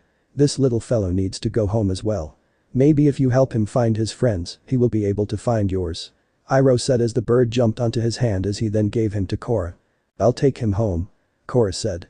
I'll help. Naruto said. I'm afraid your assistance is needed elsewhere. Iroh said as he pointed to Naruto's hand as it started to fade. Oh crap. Naruto said. What's going on? Korra asked. I guess I have to leave. Naruto said. But I don't want you to. Korra said. I don't want to leave either, but someone's got to save Mr. Tall, Dark and Brooding. Naruto said. Korra's eyes then started to tear up, but Naruto then wiped them away. Don't be sad, we'll see each other real soon. I promise. Naruto said with a smile. Korra sniffed a bit as she wiped away a tear from her eye. You better keep it. Korra said as she mustered up a serious look on her face. Trust me, I never break one. Believe it. Naruto exclaimed with a grin as he thrust his fist forward. Korra couldn't help but giggle at Naruto's antics. I'll see you on the other side. Naruto said as more of his body started to fade away, but then Korra hugged him one last time which he gladly returned. And before I go. Naruto said as he separated from Korra and then made a move on the pie show board, earning the flower spirit a point. Ha! Look at that. The spirit said with a big grin. No fair, you had outside help. Iroh said as Korra giggled. All's fair in love and pie show. Naruto said as he laughed before fading away. Korra smiled at the spot he was in before she wiped away new tears. So where do I go? Korra asked Iroh. With Naruto in the material world. Naruto woke up as he sat up from the basket. He looked at himself to see that he was a young adult again before looking up to see Mamoru working the balloon. How a fox can do that no one will ever know. Naruto stood up as he looked down at the sea and thought of something or more like someone. Sasuke. In Republic City. After landing, Naruto, with Mamoru inside his duffel bag, walked around the city trying to find the jailhouse. Naruto looked around to see people with pouches of money and, well, he couldn't resist. Naruto expertly stole some pouches on his way to who are we kidding, old habits die hard. After collecting some money, Naruto went into an alley as he then counted his steal. Wow, that was one heck of a haul. Naruto said with a smirk. No kidding. Naruto looked up to see 3 triad members walking his way. Sorry to bug you, but do you think you can spare some of that dough? The middle triad member asked. Sorry, but I got a rule to only give to those who really can't earn cash for themselves so easily. Naruto said putting the money in his duffel bag. Okay then, I guess we'll have to convince you otherwise. The middle one who seemed to be the leader said as they got in their bending stances. Naruto just chuckled as he placed the bag to side and cracked his knuckles. One of them then tried sending a blast of fire to Naruto, but he dashed forward and grabbed his wrist as he then kicked one into the wall and then threw the one that was in his grasp into the leader. Naruto then slammed his foot against the wall's head, knocking him out before he jumped up and stomped on the body of the one he threw before stomping on his head. As the leader stood up, Naruto roundhouse kicked him across the face and then slammed him against the wall as Naruto grabbed his arm and twisted it behind his back. Okay idiot, where are the remaining triads who worked with Mako in his little sting operation? Naruto demanded answers. How should I know? The triad said. Naruto just twisted his arm harder making him grunt in pain. Okay, I might know, but I won't be telling you. Is that so? Yeah. And there's nothing you can do about it. The triad said. I could break your arm. Naruto bluntly said. I'd like to see you try. The triad said. Naruto moved the arm a bit as he beat his fist back and gathered wind around it as he then thrust his, punching the arm making it bend backwards, which led to the triad screaming in pain. And now for the other. Naruto said grabbing the other arm and twisting it. Wait. Maybe I could tell ya. The triad said with fear. Maybe isn't good enough. Naruto said post-ioning the arm as he beeped his fist back. Okay, I'll tell ya. The triad shouted with fear. That's better. Naruto said with a smirk. Later at the triple threat triad's hideout. Well, the bright side is Mako's in jail, but what now? Shady Sin asked his boss Viper. We lay low for a while and enjoy the money. Viper said with a smirk as he waved a handful of yuans in the air. Knock, knock. They heard when suddenly the door was kicked in and then was slammed against the wall across from the entrance. Everyone turned to see the blonde devil himself, Naruto. "You guys owe a couple of people the truth," Naruto said. "Oh yeah? I'd like to see you try," Viper said. "Is that really the Triad's favorite thing to say?" Naruto said with a smirk as he cracked his knuckles. Later, at the roof of the hideout. "Let me down from here," Viper shouted as he was floating in the air. "Whatever you say," Naruto said as he released his control of the air surrounding Viper, allowing him to fall. Wait. I didn't mean it. Save me. Save me," Viper shouted. Naruto then brought up his hand as he controlled the air around Viper, making him float in the air once more. "Geez, you guys are so demanding sometimes," Naruto said with a bored expression. "What do you want?" "Money," Viper asked. "I want you to tell the chief the truth about you lying about Mako being the one behind the future industries theft," Naruto said. "And why should I?" Viper questioned with a sneer. Naruto then raised his hand up high as Viper flew into the air, and then Naruto released his control of Viper's airspace once more, allowing him to fall from great heights. "Okay. I'll talk. I'll talk. Viper cried as he was nearing the floor, but then Naruto stopped his fall with his bending, as he then brought Viper closer to him. "Are you honest?" Naruto asked. "Honestly, truthfully, yes," Viper said with fear written across his face. "Good," Naruto said as he placed Viper near the edge of the building. Naruto then turned as it seemed that he was about to walk away, but then he quickly turned around and went boo to Viper's face, making him scream as he then fell off the building and into a dumpster in the alley below. Naruto laughed at this as he walked away. "Man, that dude flew like air," Naruto said with a grin. As Naruto went back inside the hideout where the rest of the Triad members were tied up, he collected all the money they had before using their phone to call the police and tell them about a ruckus that had just happened. After sending in the report, Naruto walked out of the hideout and left to the big house, which the Triad from earlier was so kind enough to tell him its location. Later at Republic City Prison. Inside a cell, Mako was being held while two guards were guarding his cell. As the two were doing their job, Naruto came walking and alarming the guards. "The blonde devil. What are you doing here?" One guard demanded answers. "I see Mr. Personality," Naruto said as he stopped in front of them. "I don't think a criminal is allowed to see another criminal," the guard said. "Hardened criminal. Just let me speak with him for 5 minutes," Naruto said. The guards looked at each other for confirmation as one then shrugged his shoulders, basically saying what harm could it do. "Okay, fine, you got 5 minutes," the guard said. The guard then opened the door to Mako's cell. "You got a visitor," the guard said to Mako as Naruto walked inside the cell as the door then closed behind him. "Naruto," Mako said the blonde's name in shock. "Sup Mr. Personality," Naruto greeted the firebender as he walked up in front of him with his hands in his pocket. "Go ahead, I know you want to say it," Mako said. "Well, if you insist. Super cop behind bars, huh? What? Is arresting criminals while looking like an emo considered a crime now?" Naruto said with a smirk. "Really? You couldn't have just decided to let a chance to insult me go," Mako said with annoyance. "You betrayed Korra. I'm still pissed at that," Naruto said as he glared at Mako. Mako looked to the side with shameful eyes as he felt guilt within the cavity of his chest. "What are you even doing here?" Mako asked. "The spirit informed me that a stickler for the rules cop was behind bars for something he obviously didn't do," Naruto said. "So spirit told you about me getting jailed?" Mako questioned with a raised eyebrow. "Well, it was more like showed," Naruto said, shrugging his shoulder. "Listen, I don't belong here, I was set up by Varrick," Naruto finished for him. "You know?" Mako asked in shock. "I saw the whole scene from when you made out with Asami to seeing you get taken away by Mustachio Duo," Naruto said, shocking Mako. "You move on from an ex quick," Naruto said with a dangerous smirk. "So you saw the whole thing and you believed me when I said it was Varrick?" "No, I knew it was Varrick the moment the fat one with the reject afro pulled out that bomb stick. Varrick showed me them before back when they were a prototype. Then it all clicked. The incident at the cultural center, Varrick took advantage of the peace march and planned the bombing to be the spark so he could get Raiko on his side along with Korra, then he tried to get on Asami's good side so he could go behind her back and bring about her downfall, just so he could swoop in and save her company to get more profit as a shareholder. And of course he had to bring you down for both the reason that he needed a patsy and you were getting too close to the case and busting him," Naruto explained. "You figure all that out?" Mako said in shock. "Varrick did kind of raise this mind to be intelligent when it comes to crap like this," Naruto said, tapping his temple with a smirk on his face. "Then you can help clear my name," Mako said, standing up from his bench. "All you need to do is tell Chief Bifong." "Mako, she didn't believe you, a beat cop, you really think she'll listen to a criminal?" Naruto said, bring Mako's hopes down to zero as he sat back down onto the bench. Now what? Mako said hopelessly. Easy.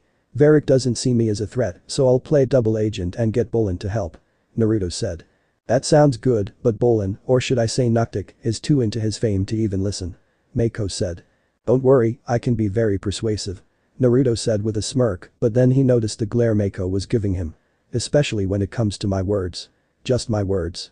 Naruto said. Mako stared at him for a moment before he sighed. Alright. I guess you're my best bet. Mako said.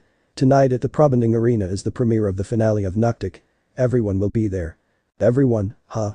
Naruto said as he thought more deeply about what might go down until he thought more on the word everyone. Varrick, you genius. Naruto said with an impressed smirk as he rubbed his chin. What? Did you find out something? Mako asked. It's a hunch, but I think I know what's Varrick's plan for tonight. Naruto said. I'm going to go talk to Varrick and convince him to give me a ticket to the premiere. You just who am I kidding, you got no choice but to stay here. Naruto said as he headed for the door. Wait. Mako said as Naruto stopped. Why are you helping me? I thought you hated me. I don't hate you, but I am still mad at you for hurting Korra. Naruto said. Then why are you helping me? Mako asked, still not getting the picture. Naruto just stayed silent for a moment before speaking. Days ago Korra was attacked by a dark spirit and for a while she lost her memory. She got it back, but apparently she doesn't remember the two of you breaking up. Naruto said, shocking Mako. So you want to free me so I can tell her? Mako questioned. No, it's because she still loves you. You're precious to her, and as long as you're important to her, you're important to me too. Mako looked at Naruto in shock. He always thought he just wanted Korra for her looks or just because she was the avatar, but apparently from what he could tell from what he heard just now, he actually started to believe that Naruto was actually in love with Korra. After speaking those words, Naruto opened the door of Mako's cell and left, leaving the guards to close the door. Mako just continued to sit on his bench as he stared down at the floor. I guess you're my best chance now, Naruto. At Varrick's yacht. Julie, what do you think of this suit? Too flashy? Varrick asked his assistant as he viewed his suit in the mirror. I think it looks good. Geez, Julie, what happened to your voice? It sounds more mannish. That wasn't me, sir. Julie said. It was me. Varrick and Julie turned around to see Naruto standing a little away from them. Naruto, my boy. You're back. Varrick said with a huge smile as he went to shake the boy's hand. How did things go? Fine. I heard about tonight's big event. Naruto said, shaking Varrick's hand with a smile on his face. Good. And speaking of that event, Julie then gave Varrick a ticket to the premiere that Varrick gave to Naruto. I was hoping you'd come in time to catch it. Varrick said. Why not, I got nothing better to do. Naruto said. Oh, and I also got one for your fox too. Varrick said, giving Naruto a special ticket that allowed animals into the premiere. Varrick, you mad genius. Naruto said with a smile as Mamoru's head popped out of the bag as he grabbed the ticket with his mouth before diving back into the bag. Oh, and I know you don't like to hear this, but everyone has to dress. Don't say it. Naruto said, narrowing his eyes as Varrick stared at him with wary eyes. Formal. Damn it. It's just one night. Varrick said as he gave Naruto some money. Remember to dress excellent, brush those teeth hard enough so they can blind someone as they shine, and if you could try, do you think you can make that hair less spiky? Varrick said as Naruto continued to stare at him with narrow eyes. I'll see what I can do. Naruto said as he turned and left. I'm surprised he didn't sink my ship like he almost did the last time I said the F word. Varrick said, feeling relieved. Later at the premiere. Everyone was gathered at the Probanding Stadium, ready to see the final episode of the adventures of Noctic, hero of the South. Naruto and Mamoru made it in time to see Republic City's #1 power couple, Bolin and Ginger. Couple my ass. Naruto said as he continued to walk ahead when he saw the mustachio duo themselves, Lu and Gang, stuffing their faces with Varrick cakes. Quit stuffing your mustaches with Varrick cakes and get to your posts. Lin ordered as she scolded at the two, making them stand up straight in attention. You got it, boss. Lu said as he and Gang went to finally do their job for once. You two are the pinnacle of refinement. Lin said sarcastically with her arms crossed. They just make little kids want to grow up and be like them, huh? A voice spoke, making Lin turn around to see who she thought was Naruto. Blonde devil? Lin questioned in shock. Please Ms. Beefrong, call me Naruto. Naruto said with a smirk. What are you wearing? Lin questioned in shock. I think we both know what I am wearing. Naruto said, gesturing to his attire. Naruto wore a red dress shirt that was unbuttoned a bit to show off some of his chest, black dress pants, black shoes, and a black blazer, and he had his hair brushed down. Dear God. Lin said. I know. Naruto said as his head now hung in humiliation and shame. And what in the world is your fox wearing? Lin asked as she pointed down to Mamoru, who rose his head up high like he was of high society. Mamoru was dressed with a bow tie and a detachable shirt collar wrapped around his neck and detachable shirt cuffs wrapped around his front ankles. Apparently this city also sells formal wear for animals too, Naruto said. So what are you two doing here? Lin asked. Varrick invited us. Naruto said, showing the chief his and Mamoru's tickets. There are tickets for animals too? Lin questioned with mild surprise. Leave it to Varrick to think outside the box. Naruto said as he put away his and Mamoru's tickets. Anyway, we'll be seeing ya later, Naruto said as he and Mamoru left. The two noticed that Varrick was with President Raiko and his wife Buttercup Raiko. Guess the show's about to start, Naruto said. Later, inside the arena. Naruto made his way to a VIP section where he opened the door to meet Bolin, Asami and Ginger. Hey Naruto, you're back, Bolin said with joy. I can see that, Naruto said with a smirk as he sat next to Asami with Mamoru jumping onto his lap. You look good, Asami complimented. Which one, me or the fox? Naruto joked, making Asami giggle and Bolin laugh. Ginger just stayed silent and ignored the others. Suddenly the place went dark as the spotlight was now on Varrick, who was standing in the middle of the arena. Thank you all for coming to the finale of Naruto, Hero of the South, Varrick announced with his microphone. You know, when I first started this project there were a lot of naysayers out there. You can't make pictures move, they said. You can't take some knucklehead earthbender and make him a star, they said. That last one made Bolin pout a bit. You can't teach a polar bear dog to speak, they said. Well, they're wrong. Thanks to the magic of the movers, our furry friends have found their voices, and you'll be shocked to hear what they have to say. Varrick then put on a serious demeanor as he continued. They speak of the injustice happening in the Southern Water Tribe right now. My hope is that their words and this epic mover will inspire a real-life hero to rise up and help. Varrick said as he stared at President Raiko, who looked away feeling a little guilty. Thank you again. Enjoy the show, Varrick said as the film started with everybody clapping. Naruto stared at Varrick when a thought finally occurred to him. In order to save Mako, he'd have to betray one of his greatest friends. Now Naruto felt a huge weight land upon him. He now had to make a choice, either save Mako, a guy he didn't really like, which would probably lead to him never being with Korra like he desired, or leave Varrick be, let him go through with his plan, and let Mako rot away, which would leave Korra greatly saddened. It was either the happiness of the girl that he loves or the freedom of the man who partially raised him in his youth. Won't this be a pain? But not as much of a pain as the start off of the movie he was watching. People find this entertaining, Naruto thought as he saw Naruto seek wisdom from a seal lion that was supposed to be a wise sage. God help these people's brains. I think this is your best movie yet, Asami said to Bolin. Seriously, this is the best, Naruto thought with genuine shock. I just wish Mako was here to see it, Bolin said. Don't worry Bolin, I'm sure when he gets out he'll see the repeat in theaters, Naruto said, trying his best to comfort his friend. Meanwhile with Lu and gang. The two pains in the asses, well-respected detectives, were busy doing their job while everyone was watching the movie. Aang licked the top of a very cake, enjoying its taste. I like to eat the top of the very cake first, Gang said to partner. I just try to shove the whole thing in my mouth at once, Lu said as he shoved his very cake into his mouth and ate it whole. Gang then chuckled. I love our job, Gang said with a smug smile that matched his partner, but then they noticed northern soldiers at the window behind them as they were then hit with some waterbending, knocking them unconscious as the northerners then dragged and stuffed their bodies into a locker. I know we could all see this episode on an internet site like Watch Cartoons to see what happened to Lu and gang, but let's admit it, this was one of our favorite, maybe our most favorite scene from season 2, to see these pain in the ass lackers get what they deserve. Hahaha. Back with Naruto and the others. Is it almost over? Naruto wondered as he continued to watch this, whatever the hell you want to call it. I personally have nothing against Naruto or his adventures. Northern Water Tribe automatons. No. A chained Naruto cried with worry. Beep, boop, bop.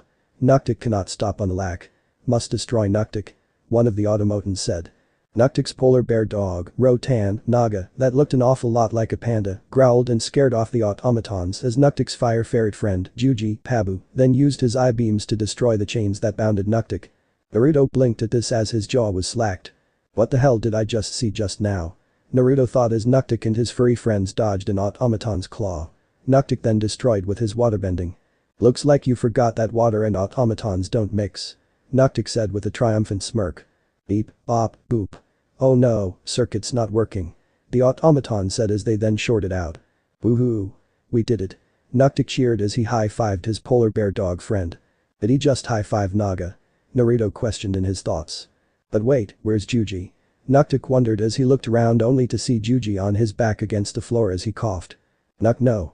Rotan cried. What the hell? What kind of a voice is that? And for a female polar bear dog. Naruto thought as he tried to contain his laughter. Nuktuk then ran to Juji's side as he picked him up in his arms. You can't die, Juji. Not on my watch. Nuktuk cried. Juji then coughed as he then looked up at Nuktuk. It's okay, Nuktuk coughed. At least, I got to be your friend. Juji said as before he then died. Oh boy, this story is really reaching for plot now. Naruto thought. Rotan then covered his eyes with his paws as he cried over the loss of one of his best friends. Juji. Nuktuk cried as he held his now dead friend's corpse in his arms. Asami looked a bit saddened by what she was watching, but then she noticed Naruto's head turned away as his shoulders twitched a bit. Are you crying? Asami asked. No, I just have something in my eye. Naruto said. In truth, Naruto was trying his best to hold in his laughter as a giant grin was plastered onto his face. The two young adults then noticed Bolin standing up and leaving. Later, outside. Bolin was leaning over the rail as he stood at the place where he saw Korra and Mako kiss. Naruto and Asami walked towards him to see if he was okay. Hey Bolin, be honest, is Nuktuk an action-adventure story or one of comedy? Naruto asked, earning himself a slap on the arm from Asami. What? I'm genuinely curious. Naruto said. Either way, are you okay? Naruto asked. It seems like this mover is really getting to you. Asami said as she stood next to Bolin leaning against the railing as well. You do know Juji's not dead. Course I know. Juji's fine. He comes back to life in the end when the doomsday device shifts the polarity of the earth. Bolin explained. Straight out of Superman. Good, now I know what happens in the end. Naruto said with a smile. Oops, sorry about the spoiler. Bolin said. I'm actually really glad he told us so I don't have to go back and deal with that movie. Naruto thought. Then what's wrong? Asami asked. I guess I just miss my friends. Bolin said, earning the other two's attention. Everything's going so well for me, but it just feels so empty without everyone around. Bolin said. Korra's gone, Mako's in jail, you're doing business lady stuff. Team Avatar's falling apart. Bolin said, looking off in the distance. I know. Things have changed so much since we first met. Asami said, looking off in the distance as well. Why don't you come back and finish watching the movie with us? You go ahead, I need another minute. Bolin said. Asami understood as she walked away. She then turned to Naruto, who was leaning his back against the railing with his elbows against the railing as he had a calm blank look on his face. Asami gestured for him to go on ahead of her, but he just shook his head no, giving her his answer as she then walked away. Bolin stared off into the distance thinking about the good old day. I'm proud of you, Bolin. Naruto said, making Bolin look at Naruto with surprise. It takes a real man who's true to those he considers precious to admit what you're saying. And it makes you an even greater man that you didn't forget those that you love even after all this fame crap. You really think so? Bolin asked, looking straight ahead once more. I know so, and I know your brother would feel the same way. Naruto said. Thanks Naruto, you're a good friend. Bolin said, but then he noticed a boat parked in the water. That's weird. What? Naruto asked as he then followed Bolin's line of sight to see the boat. So it's already happening. Naruto said. Huh? Bolin questioned with a raised eyebrow. Later inside. So you know who's behind all this? Bolin asked in shock. Naruto said as they entered a corridor. Who is it? I'll leave that a secret. Naruto said. Bolin was about to protest on Naruto keeping it a secret, but then he almost slipped on one of Varrick's very cakes. What a mess. Naruto said. Suddenly they heard a knock at one of the lockers. Bolin went to open it to see Lu and gang tied up inside. And me without my camera. Naruto said with a smirk as Bolin moved the rope tied around Lu's mouth. They're after the president. Lu shouted, making Bolin gasp. Thanks for the tip. Naruto said as he closed the locker on them as he then started to leave. Naruto. Bolin said his friend's name. What? Naruto said, shrugging his shoulders. A little later with President Raiko and First Lady Buttercup Raiko. After watching more of the movie, President Raiko and his wife were enjoying it until they were grabbed from behind and tied up. As the Northerners, with the tied-up president and first lady, were about to leave, the door went flying with Bolin in his earthbending position with his fist out and Naruto by his side in his own fighting position. I don't think so. Bolin said heroically. Naruto then used his airbending to hit the Northerners away from the president and first lady. One of them sent a shot of water at them, but the two dodged and Bolin then sent a rock from the wall into at the Northerner who attacked them, sending him out of the balcony and into the water below the arena. Everyone then noticed what had happened, which alarmed them. Chief. A metal bending officer came to Lin. You know those triads we busted? Well, apparently their leader admitted that they lied about Mako because of an order to an anonymous client. What? Lin shouted with anger. Everyone then noticed 3 northerners sent into the arena. Did I miss something? The officer asked. In the balcony, after untying the president and first lady and making sure they were safe, Naruto then turned to Bolin and said. You deal with these northerners and I'll go deal with the person behind this. Naruto said. Once Bolin nodded, the earthbender then ran towards the edge of the balcony and jumped into the arena to face the northerners.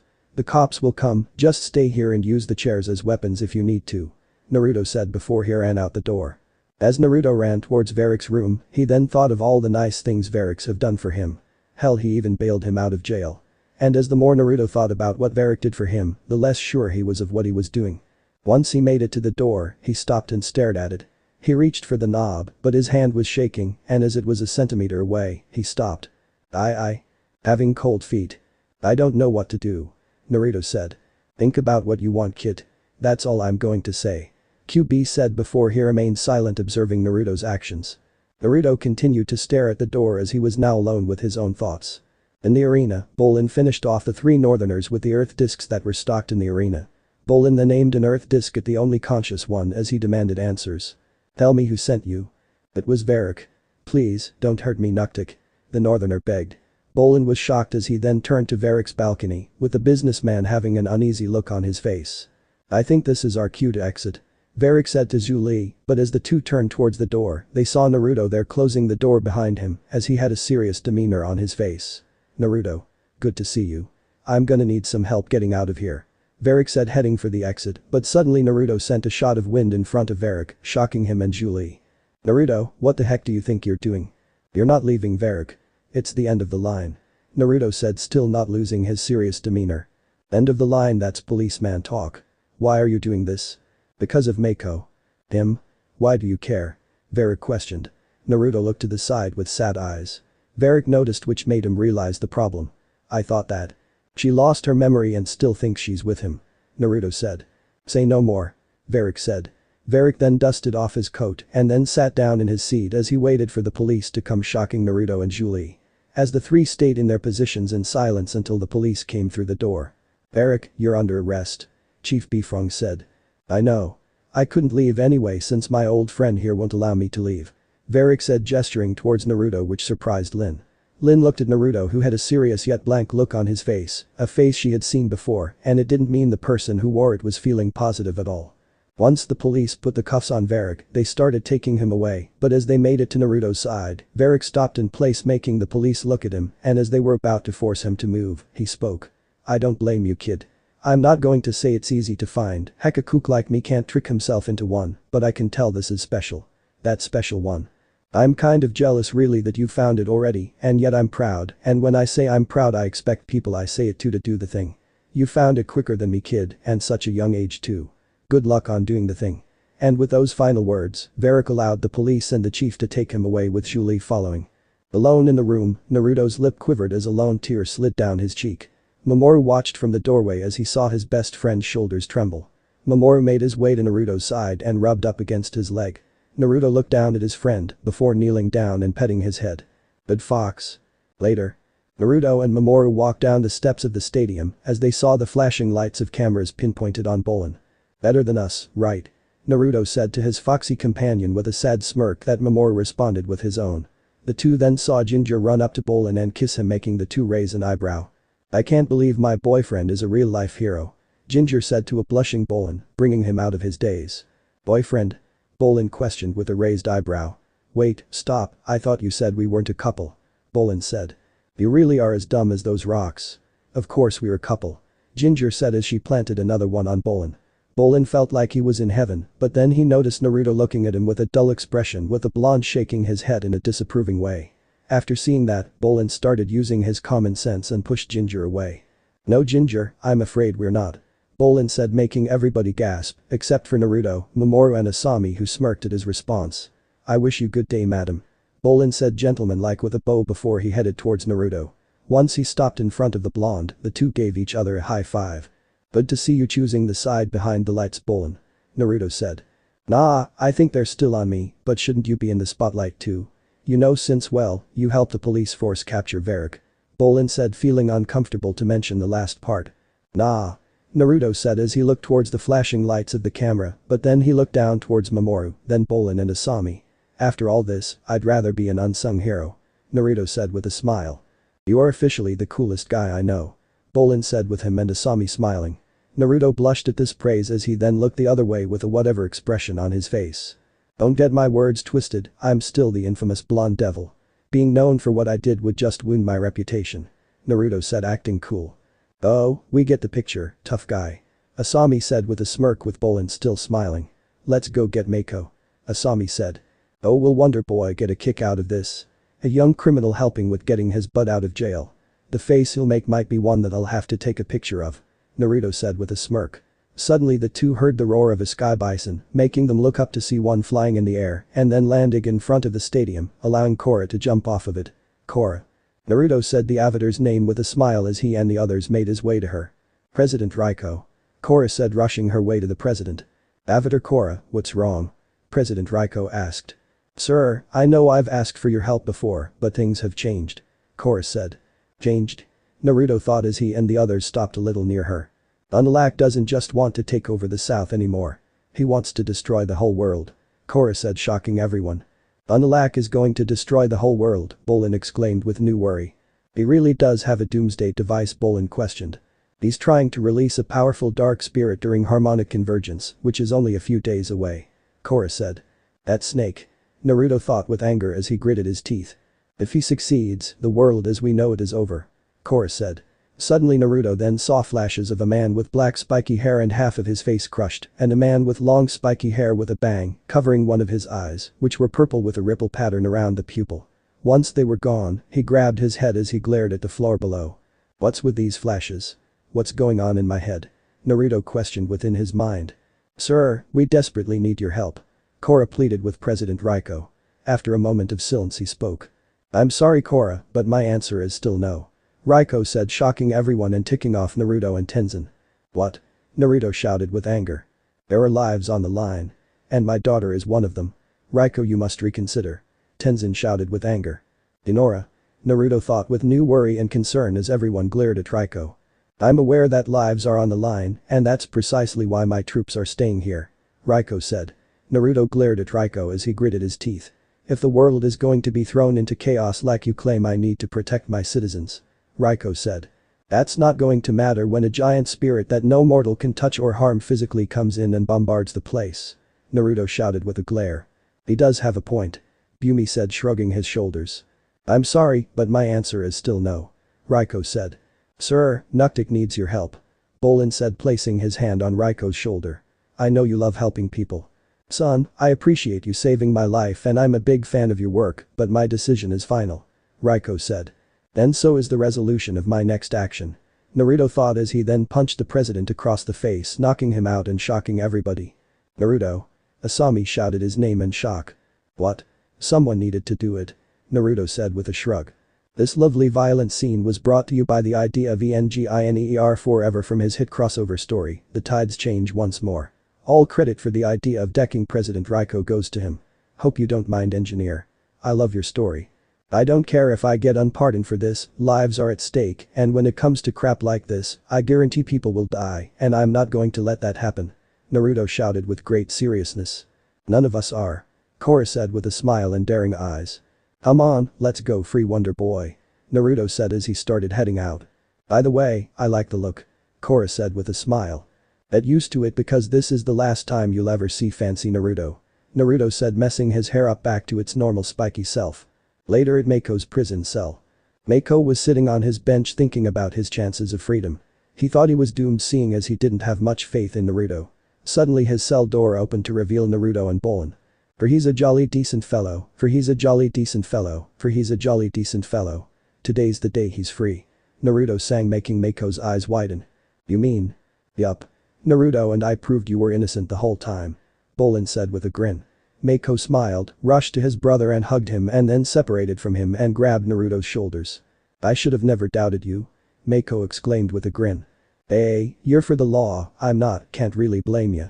Naruto said with a smirk and shrug. The three then headed out the door and started walking down the hall. Now let's hurry before these dopes hear that I decked the president. Naruto whispered, shocking Mako.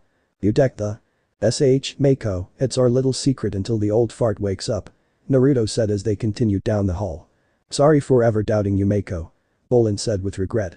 Don't worry about it, bro, Mako said as he and Bolin hugged again and separated. Now, I'd like to hear the whole story of what happened leading up to the president getting punched, Mako said. Speak a little louder, I don't think the guards heard you, Naruto said. After collecting Mako's coat and red scarf, the three walked out with everyone there clapping for Mako's freedom. The three made their way to them with smiles on their faces. Nice job, Mako, you're going to make a great detective, Lin said with a smile. From beat cop to detective.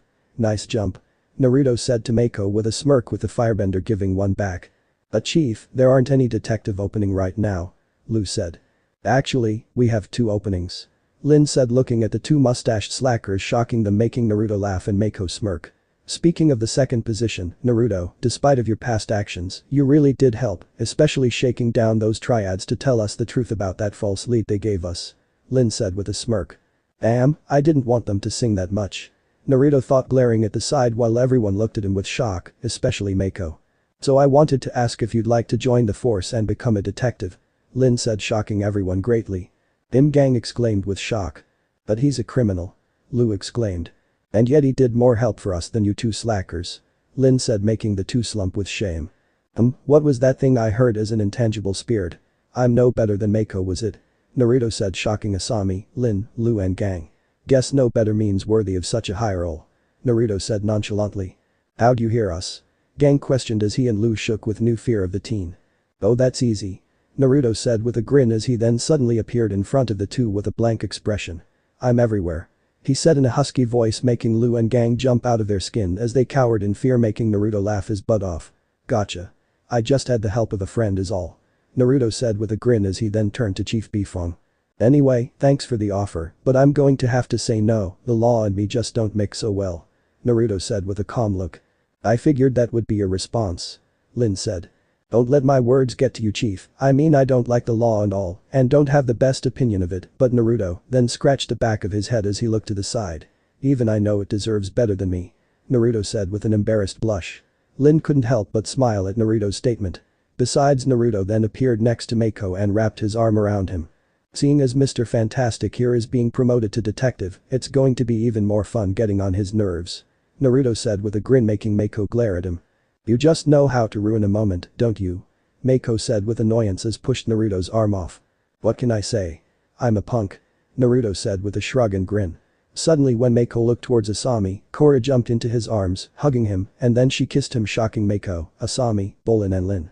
Naruto looked at the 2 with shock before he had a look of sadness. Mako, I missed you so much, Korra said. Naruto looked down to the ground with sad eyes. It happened again, Naruto thought as he suddenly saw an image of a pink hair and also beautiful and sexy in his opinion teenage girl with a teenage male with dark hair that looked like the shape of a duck's ass sharing a moment right before he walked away from the 2.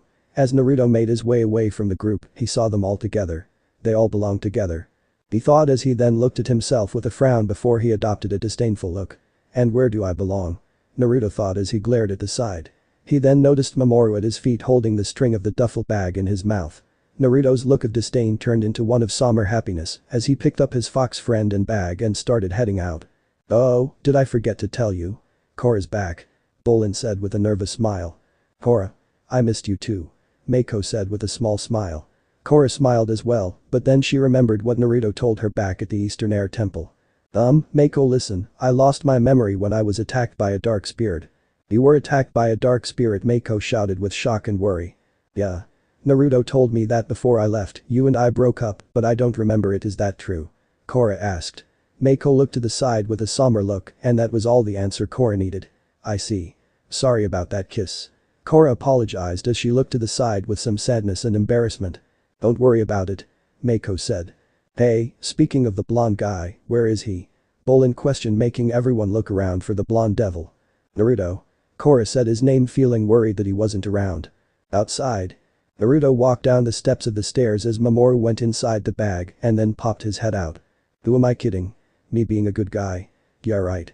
I'm a criminal and that's not going to change, Naruto said as he continued walking down the steps with a hand in his pocket. Mamoru then said something to Naruto. I'm not being moody over that kiss, Naruto exclaimed with a glare, making Mamoru roll his eyes at his friend's immature response before asking him something. What next? Easy. We're going to the South Pole, go into the spirit world, and mess Unalak up before he wakes up this dark spirit, Naruto said as he noticed a parked car. He then made his way to the vehicle, put his duffel bag into the passenger's seat, jumped in and hotwired it to start. Mamoru then said something else to him with a raised brow. I did say that and I mean it, I'm not a good guy, but I made a promise to Korra's dad, and now the only way to keep it is to snuff out Unalak so he can never hurt her, Naruto said as he grabbed onto the wheel with Mamoru saying something else. Yeah, he did say stand by her side, but she's a big girl. Besides, I knew that his words were a double meaning, Naruto said turning to Mamoru. He wants me to protect her, and the only way I can do that is to get rid of Unalak permanently, Naruto said as he then put the car in gear and was ready to drive. Mamoru knew Naruto was kidding himself, the blonde was doing this because he wanted to protect Korra and keep Unalak away from her, but he wasn't going to voice it. The fox then noticed Korra run out of the building right before Naruto drove off. Mamoru jumped up on the seat to see Korra trying to run after them, but at the speed Naruto was driving, it wasn't long before she was out of sight. Mamoru just sat back in his seat with his only thought that Naruto was being an immature yet selfless little idiot about the whole situation, but then noticed that Naruto drove behind the prison. Mamoru asked what was up.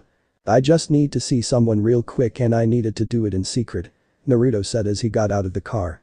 Stay here, Naruto said as he then flew up into the air and broke into the prison with his wind-enhanced strength. Inside the prison, Naruto beat up the guards as he made his way towards a huge cell that had a huge fancy decor, furniture, etc. that looked like a rich person lived in it, and there was one that was living in it. Varrick sat in his seat with Julie by his side as the two noticed the blonde standing in front of the cell. Well, look who popped in for a visit. Like the digs. Varrick Industries built this prison and I had this one specially made. I kinda figured I'd end up in here one day, Varrick said with a smile. So what's up, kid? Naruto couldn't even look Varrick in the eyes as he felt guilty for what he did to him. You what? I don't get it. Spit it out, Varrick said. Naruto looked down to the floor with guilt and sadness. I'm sorry, Naruto said. Varrick stared at him with a somber look on his face. Varrick then grabbed a cup of tea Julie had prepared for him and stirred it before sipping from the cup.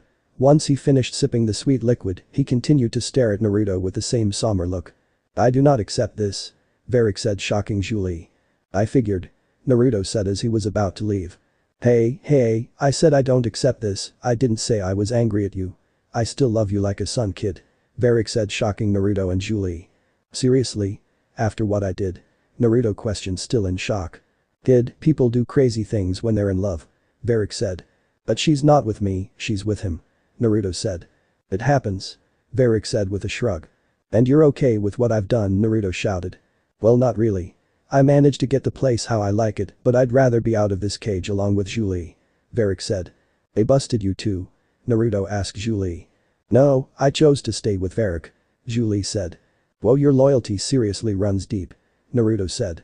Either way, I don't expect you to just up and say sorry after what you did, Varrick said. Why not? Naruto questioned, still not getting the picture. Because you chose to do it for your own reasons to benefit you, I can't blame a man for that, and I could never hate you for following your heart. I'm happy you chose your own path, that's the first step of being your own man. And I'm proud, Varrick said with a huge smile. Naruto and Julie looked at Varrick in shock, with the latter smiling at her employer's statement. Naruto started to develop tears as his lips started to quiver. Naruto covered his eyes with his forearm as he shed tears. Hey, what's with you? Varrick asked with a raised eyebrow. Thank you, Naruto said. Kid, I don't accept this either, Varrick said. No, I mean thank you for raising me when we first met, Naruto said, surprising Varrick and Julie. I never told you this, but I had a rough time before we met. Something horrible happened before I came across those triad scums, and even though I had the BP and tough guy attitude, I was actually scared a bit, but when I met you, I learned to laugh and trust again. You taught me a lot of things and helped me with so much, even when I didn't need any help or even deserved it. You became precious to me, and even though I would wish to change a lot of things from my past, meeting you and the moments we shared was one of the things I would never change. You raised me to be someone that even though many wouldn't agree with it, but I'm proud of what you helped me become, because I can walk straight into this world with no fears, and you're one of the most important people who made that happen. Thank you, Varrick, for raising me, Naruto said, smiling at Varrick as his eyes continued to produce tears. Varrick was a man who always stayed strong during heartfelt and difficult times, but this was one of the times where he couldn't help but be teary-eyed himself as his lip quivered. "Oh, I can't take it anymore. Come here." Varrick said as he dashed to Naruto and hugged him from behind the bars, with the blonde giving into his emotions as well and hugged the businessman back. "Zhu Li. Come here and do the thing with us," Varrick said as he cried. Zhu Li just smiled as she made her way to them and joined in on the group hug. After a few moments the three separated and tried to act normal. "Hey, anyway, thanks and all that," Naruto said nonchalantly. "No problem," Varrick said. "Okay, I got the gut feeling that Korra and the others will come up to ask you for a little help, so do you think you could do me a favor and give them Zhu Li if they need it?" Naruto said, earning a look from the assistant. "I meant the battleship," Naruto clarified. "I suppose so," Varrick said. "Thanks," Naruto said with a smile. "Well, I guess this is goodbye," Naruto said with a sad smile as he extended his hand towards Varrick. "For now," Varrick said, shaking Naruto's hand with a smile. "I really am jealous you got to know real love, kid," Varrick said, releasing Naruto's hand. "Just put a ring on Zhu Li's finger and you'll probably get the same thing," Naruto said as he ran off. "Wait, what?" Varrick exclaimed as he and Zhu Li blushed red. "Later," Naruto called back as he continued to run towards his escape route. "Come back here, you troublemaking delinquent," Varrick called out, shaking his fist in the air, but then stopped as Naruto was out of sight. "Teenagers," Varrick said as he headed back towards his seat, leaving a blushing Zhu Li. Later, at the docks. Naruto stopped the Sato mobile at the docks and grabbed his bag with Mamoru in it and headed for the nearest boat. He saw two males in it, so he airbended them out of the boat and into the water. Once he hopped in, he noticed the keys were still in it, so he smirked and started the boat up and rowed off towards the South Pole. Mamoru poked out his head from the bag and asked Naruto what was the plan. "What plan? We go in and bust up that crazed monarch," Naruto said with a dangerous smile. Mamoru just rolled his eyes as he just enjoyed the ride. "Time to end your plans, you snake," Naruto thought with great determination as he continued to head towards the South Pole to enter the spirit world. So this part ends here. Alright, that's it for today's video, guys. Let me know in the comments section how was the story, and also don't forget to like, share and subscribe. I will meet you in another video. Bye bye.